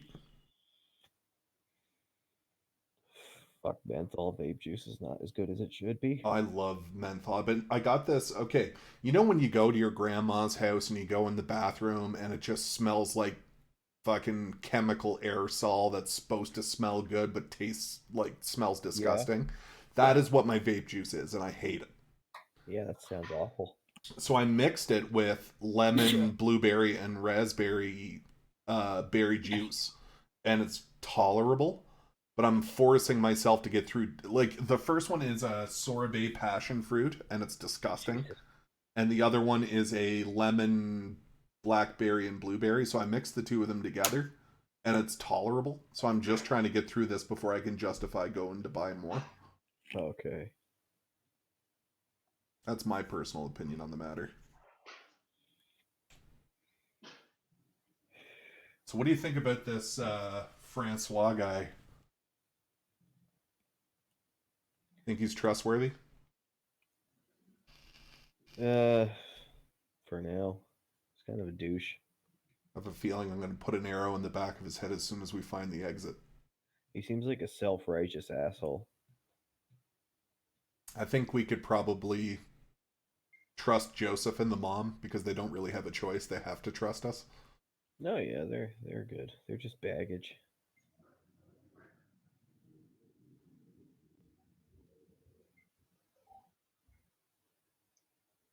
Hmm. What do you have for skills that you're proficient in?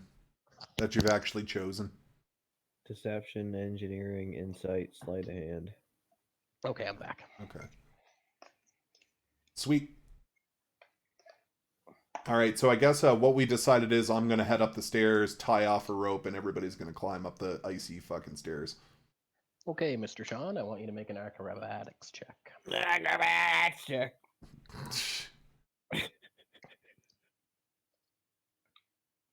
And add 30 feet of rope to your inventory. I'm assuming you're going to keep it. Inventory. Or 40 feet, I guess, would have to be. So where would I do this? So I'm under inventory. Go to items on the right hand side and search for rope. Should be a 50-foot length there.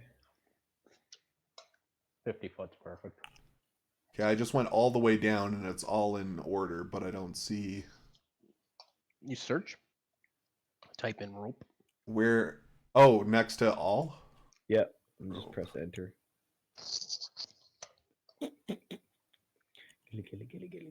Nothing came up. Hold on, I must be doing this wrong. It's only under items, it's only weapon and armor, so If you click on weapons or armor, it will open up the weapons or armor, but it should be everything.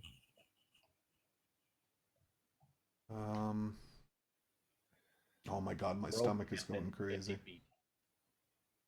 Here we go. Let's see if I can drop it right on Marcus's sheet. Oh, here we go. It's starting to be a little better now. Okay, There you go. It's Oh. in your inventory. thanks. Okay. Yeah, so acrobatics check. Oh, there it is. 14. So you make it up, Sean, but with some difficulty. It takes a while. You're slowly holding on and trying to get up. Oops. Okay. So you get to the top. You notice that there's a giant golden lock holding these doors closed. But the lock, whenever you get up, oddly enough, clicks open whenever your gaze falls upon it. Thought about Okay. that. It's disconcerting. Okay, I'm gonna holler down to the rest of the group and relay the information that I just got.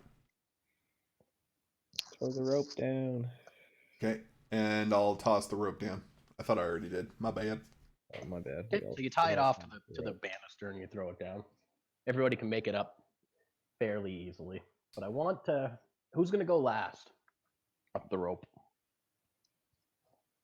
I probably would have gone second. So I don't know. I guess that's for you to We'll say. say Skeeter.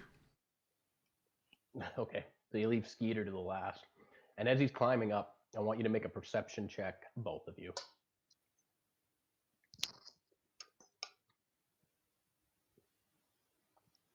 All my rolls are terrible. Okay, you don't hear anything. Okay, you're at the top of the rope, and Skeeter's about halfway up, whenever into the room walks a group of kobolds. Fuck. Into the and Skeeter's climbing the rope. Yeah, and Skeeter's gonna make an acrobatics check and say, "Oh shit! Oh shit! Oh shit!" to try. Oh my god! To try and climb up faster, but he rolled a 1, so Oh no. he slips and he tumbles down to the ground. How many of the kobolds are there? About 15. Jeepers. Okay, here's what's gonna happen. Are they down at the bottom of the stairs or at the top of the Yeah. stairs? And they just know whenever he fell down, they noticed him because he made a terrible racket. So are the kobolds at the top or the bottom? Bottom. Okay. They came from the ways you thought that they were coming from, or the way one of the two entrances to the moat. Okay, The frozen moat. I'm gonna tell the Joseph and the mom to go through the door and just wait on the other side, and I'm gonna get the rest of the group to hold on to the rope, and I'm gonna scream for Skeeter to grab the rope, and we'll just haul him up the stairs. Okay, so he's gonna grab onto the rope, and I want. Well, you guys will get an action here, so you start pulling. I want you to make an athletics check on the rope. I'll assist in the hauling up the rope. Okay. Make and whoever's the strongest, whoever has the best. I guess it's going to be you, Sean. You already rolled. My strength. 22. So you're dragging him up, and he is screaming, "Help me! Help me!" And then the missiles start flying out. Magic missile into the darkness. Like Crossbow bolts and stuff like that. sling bolts, or sling bullets. Okay, so there's going to be 15 attacks made against him. Miss. Hit. Haul a corpse up the stairs. Hit. Miss. Miss. Miss. Roll them all at once. Miss. There it is. Okay. I think he is dead. Fucking Skeeter. Okay. So the bullets are raining down on him. He's screaming, "Fuck you! Fuck you!" And he falls unconscious, lets go of the rope, and slides back down to the bottom of the stairs. And now their attention is turned towards you guys. I'll shout down the stairs. Sacks of shit! We'll haul the rope up and get the hell out of there. Yeah. Okay, you haul the rope up. Okay, the golden lock, it's cracked open like it's unlocked, like a big padlock. Think about it like that. Yeah. And it's open like it's unlocked, but it's still through the loop, kind of holding the door closed. And it weighs probably about 20 pounds. It's a big, hefty lock. All right, I'm gonna I see if I move it can. with one hand. Go ahead. It's Yeah. 20 pounds. You can lift it with one hand, yeah. Yeah, out it comes. Yeah. So you pull it out, and you swing open the doors. I don't drop the lock onto the ground yet. I just hold Nope. it. 10-4. So the doors are stiff, but they will open. You can open them a crack, like enough with a little bit of struggling before bullets start raining bullets start raining up at you. Okay, well, let's get in there. Okay, who's going first? Well, did someone slip in when I pulled the lock? Well, the woman and child are already in there. We'll say they went first because we wanted to keep ourselves in between them. That makes sense. So you push them through, and then Krath will follow right behind them, and Francois, and then you two are left on the ledge. All right, well, through we go. Okay, you go through, and you You're can all hear the set, kobolds dude. screaming behind you, and you get on the other side of the door, and you can hear the bullets hitting the door. Tap, tap, tap, tap, tap, tap. Sacks of shit. Okay, I'm gonna remain at the top of the stairs with my bow, just until we figure out what we're doing. Wait, on the other side of the door? Like remaining within cover of the angle of the staircase. So it's like 90% cover. Just keeping an eye to see if they start coming up, and if they do start coming up and making it a decent way, I'll take a ready to action to pot shot them. You should probably. Okay, there's going to be 15 attacks made against you even with cover, if you stay out in the open. Oh, I'm not out in the open though. So you're completely. Where are you then? I'm like, okay, just imagine if you're at the top of the stairs. I'm just far enough back to barely be able to see over the edge. Okay, they're still going to make attacks against you, but they'll do it with advantage or disadvantage. Sorry. Oh fuck! -5 to attack. Never mind. Fuck it. Let's haul ass. Okay. All right, so you go through the door. Oh yeah, we're already in there. Yeah, we're going through on the other side of the door. You shine the light, and you can see that there's a dais with more stairs leading upwards, but the room is very dark. And the door is still cracked open. You can hear the kobolds scrambling. I gotta answer the door. Yeah. What do you do, Mr. Sean? I'm just gonna kind of stay at the back of the pack, ready to action to fire at anything that comes up the stairs from where I am. Okay. You do notice that also on this side of the door, there's another spot that you could put that lock on if you wanted to. Oh. If you closed it, you could relock the door. All right. Kote currently has the lock, so I'll ready in action to tell him that as soon as he gets back from answering the door. You're ready in action, so whenever he comes back. All right. I activate my ready to action to tell Kote to lock the door with the lock. I can't lock the padlock door from the inside with the lock. I readied an action to explain to him that it is possible and do it. Yeah. There's a The exact same mechanism on the other side of the door. I use the mechanism for its intended purpose. Okay, so you latch the lock and you snap it, and as soon as you pop the lock inside, it magically closes, sealing the door, Sweet. and you are in silence. I'm gonna walk up to the door, hike my pants down, and hit my helicopter off the door. It makes a. It's cold. It's cold on your penis. Yep. Okay, so I'll send the hawk out and I'll do the fucking brand. Oh, by the way, it's his name is now Stephen Hawking. So I'm gonna I'll send him out to explore as much of the room as I can without losing the connection. So 100 feet away. When I get my animal companion, I'm naming it Bob Sagat. So in the room, there's it's a large room. There's a dais that leads upwards, and there is a wall of ice at the top of the dais. At the back of the room, there's 2 exits on flanking either side of the raised dais. Get all that? If you have any questions, ask. I don't know. What's a dais? Confusing. Like it's like a platform. Okay. There's stairs leading up, I to was- it, and at the top of the platform, it's solid ice. Okay, when you first said Without that, light. the only thing that came to mind was a bidet. Yeah. There's- So I guess we go for one of the doors. Hold How on. far away are the doors? The doors? Yeah. They are probably about 100 feet on either side. Like from you, they're both equal distance, but they're about 100 feet away on the opposite side of the room. Okay, hold on. Start marching resolutely toward the other side of the room. I'm gonna say, should we try the right-handed one? Let's send Steven down one of them. See what he sees and have Okay. him come back. They are both closed, but they are wooden doors now instead of the stone. But they are very ornate and not rotten at all. These wooden doors with metal inlay. I'm gonna look for traps. Sure. Make a perception check. Which door are you at? The right or the left one? I'm gonna do the right door. Okay. Suppose I'll check the left door. Okay. Okay. Okay. Both of you are pretty confident there are no traps. I will open the door. Okay. It isn't locked. It cracks open. I will. And, I will do. you- I unfortunately will do the same. Okay. Cracks open, and both of you, you could feel as soon as you open the door, you could feel the cold. You could feel the cold. The air temperature drops immensely on the other side of this door. Well, what does it look like? Who has the lantern?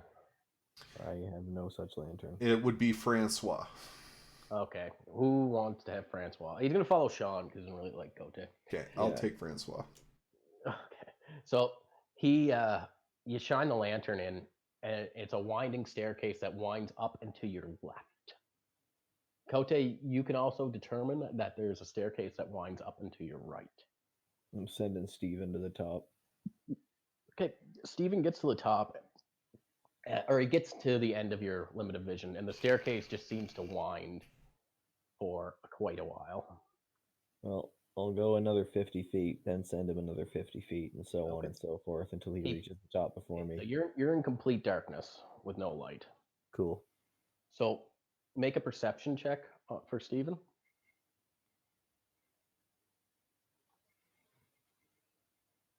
Okay, so you through his eyes, you can see light coming from the top of the stairs, Excellent. but you can't quite get there unless you move up some more. Yeah, he's going to reach the top before me. We're going to move in intervals together. Okay, 10-4. Sean, do you want to do anything while Cote is doing this? I'm going to probably venture up the stairs on my side. Okay. We'll say that we told. Each I other. wanna say, do you want to say that Kraft is following me since Sure. fucking Chris? Okay, and then the woman and boy are still in the room. Okay, I'm gonna whisper They to are them to terrified, and they won't stay in the dark by themselves, so they're following Sean Okay. get them with me. because Sean has a light. Just me and fucking pretty boy Kraft, and he's nearly. But he dead. can, Kraft can actually see a little bit in the dark because he's a half orc. Well, we'll say he's guiding us then. as the hawk So- flies ahead. At the top, you both come out at the same time in the same room. The room is massive, massive, like a 1,000-foot. It's round, 1,000-foot diameter. Yeah, diameter. It's huge, and there's a small hole in the top that provides natural light into the room. There's snow drifts in the room, and at the bottom of the room, you can see from the light you are walking on frozen water.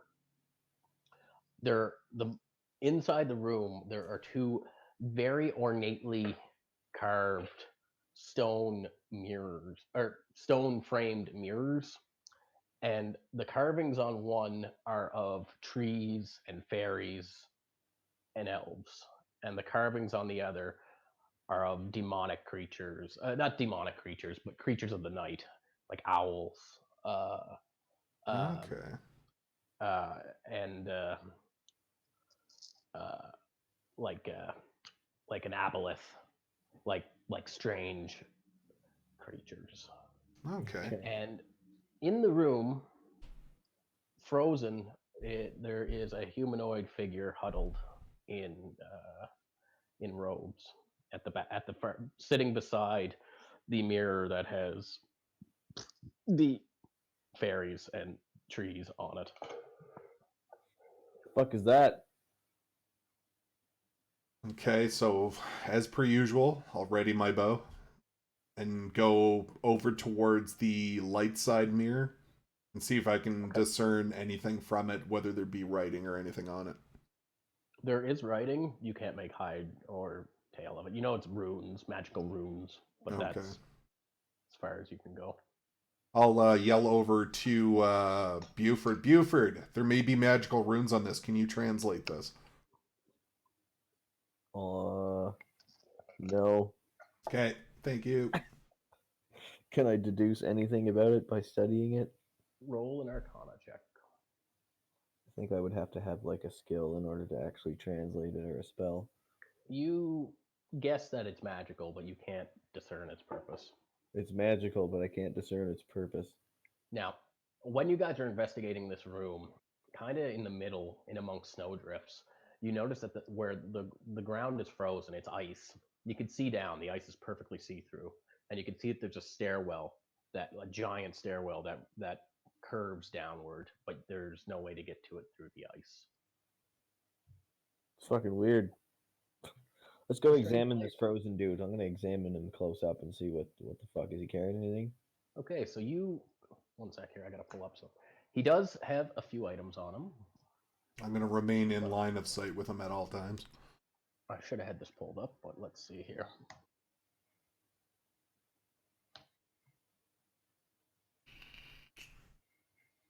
Is there another backdrop that we can use besides the same map we've had the whole time, or just a change of scenery? Not for right now. Fine. Okay. It's not going to be great, but this is the creature that you see, only without any armor and in heavy robes, and he is quite dead and quite frozen. Oh, it gets too Oh. high. Quite dead. So on him, the first thing that jumps out at you, there's a pendant that has a light inside of it. So it's almost like a small crystalline pendant, and it's wrapped around his neck. And then the other thing you find on him is a diary. Laying beside him, there is a sword that it's of good make, and it's not rusted, and it's a long sword. And besides that, yeah, just his diary and the pendant and his furs, his cloaks. Well, let's take the diary and pendant and examine them, I guess. Okay, so you pick up the pendant. I want you to do an Arcana check on it.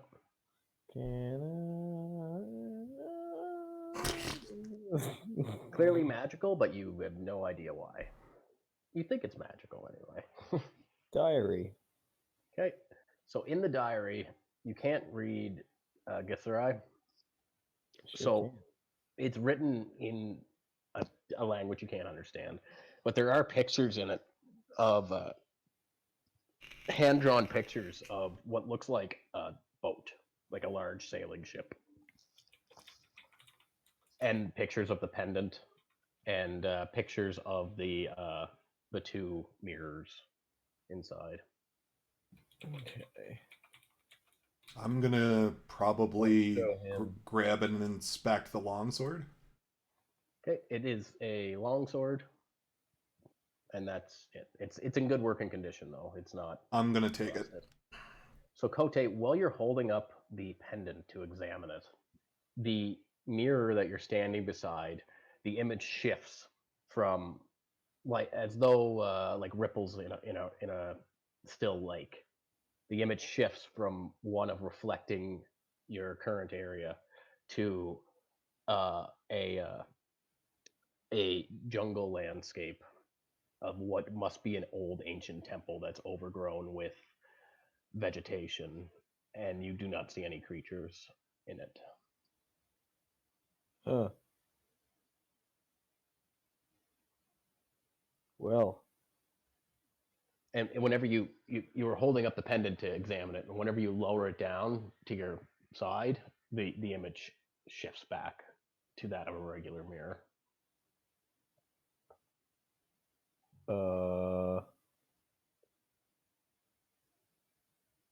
I'm gonna hold the pendant up again, Okay. such that it does the same effect. So the light sparkles off the pendant, and the mirror does ripple and shift back. All right, I'll see if I can put my foot through the mirror surface. Okay, you do that, and you feel your foot go clean through the mirror. I gotta go sit down for a minute. Take a few deep breaths. This is very strange.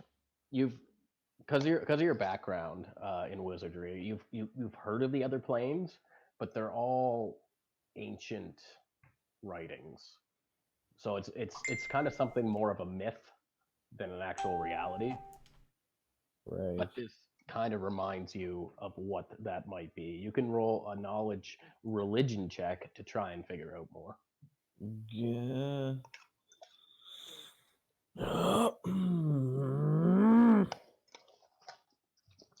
Excellent roll. So the two closest planes to the material in religious lore are the Feywild and oh god, come on, the Feywild. 1 second.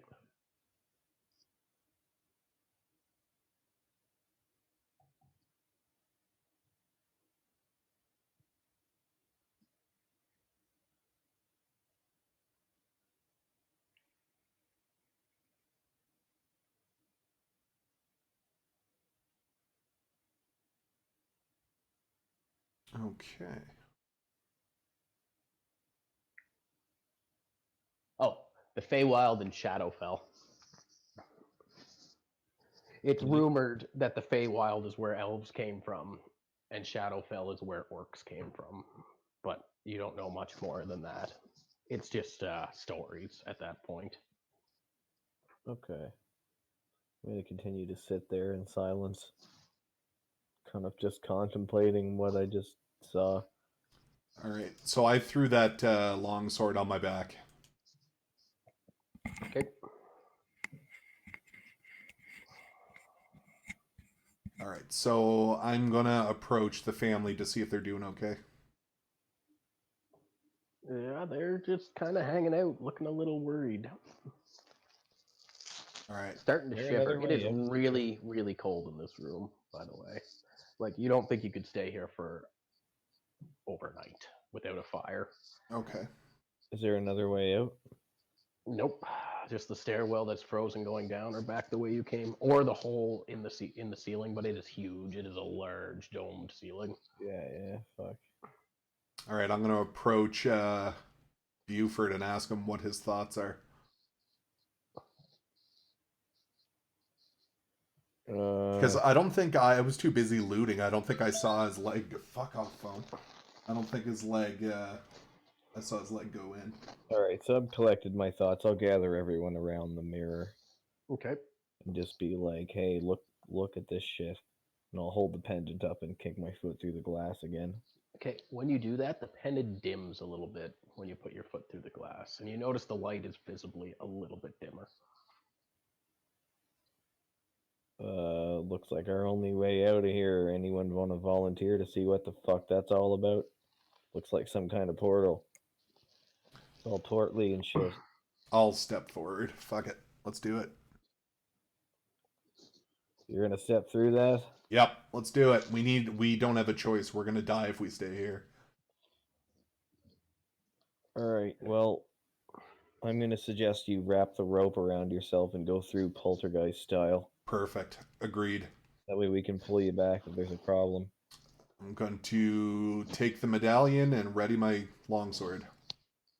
Okay. So Sean takes the medallion and readies his longsword. I'll tie the rope around him. Okay, so you step through, Sean, and instantly it's like stepping from the outside into a sauna. Like the outside in Alberta in the winter into a sauna. Oh, So God. it's cold. And as soon as you step through, it's warm, muggy, and you step through without hindrance. So you step through, and the smells of the forest assail your nose. The rich smells of soil and plant life, and it's loud, like as though you were in the jungle. Like you can hear the animals, the fauna,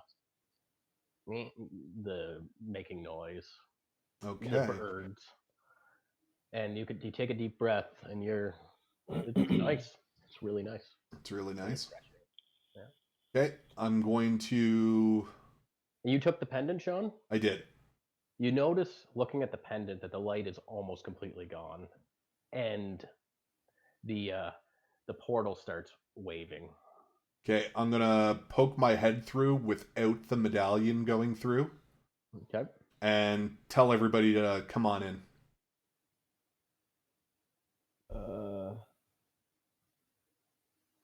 So Kraft shrugs, or Francois shrugs, and he takes a step through. Okay, I'm gonna take a look at the medallion to see if anything has changed. It's still flickering. Okay. I'll No start change ushering compared to people before. through, and I'll go through last. Okay, so everybody makes through except for Cote and the mirror. No, everybody makes it through. And as soon as, not a few seconds afterwards, the light in the pendant goes out and the mirror rippling stops, and you are left standing in the middle of the jungle in what looks like an ancient temple that's been overgrown with fauna, flora, and with a solid mirror behind you. And we're going to take a break. Cool. All right, so just as a note, next time we take a break after this, I'll probably either have to go for an hour or a period because I have to shovel snow and the wife's coming home and I have to do dinner things. Yeah, I think Caleb's probably gonna go within the next couple hours anyways. Be about 3:30, 4. I'd have to go, so about 2 to 3 hours. Well, that works just fine. So do we want to take a full break this time, and then Cody, you can just text us when your shoveling's done, maybe, or what do you think? No, I should probably just do that after we all just part ways because it's going to take a while. All right, cool. We can still go for a smoke and all that. I'm just not going to do the shoveling just yet. I'll just do that after we're done.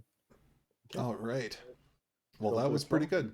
I think I'll shut the stream down for a little bit and start a part 2 later. All right, Are we talking like 10 minutes here? Or? Oh yeah, we can do a 15 or a 10 or it doesn't matter to me. 10's fine with me. Yeah, 10 works. All right.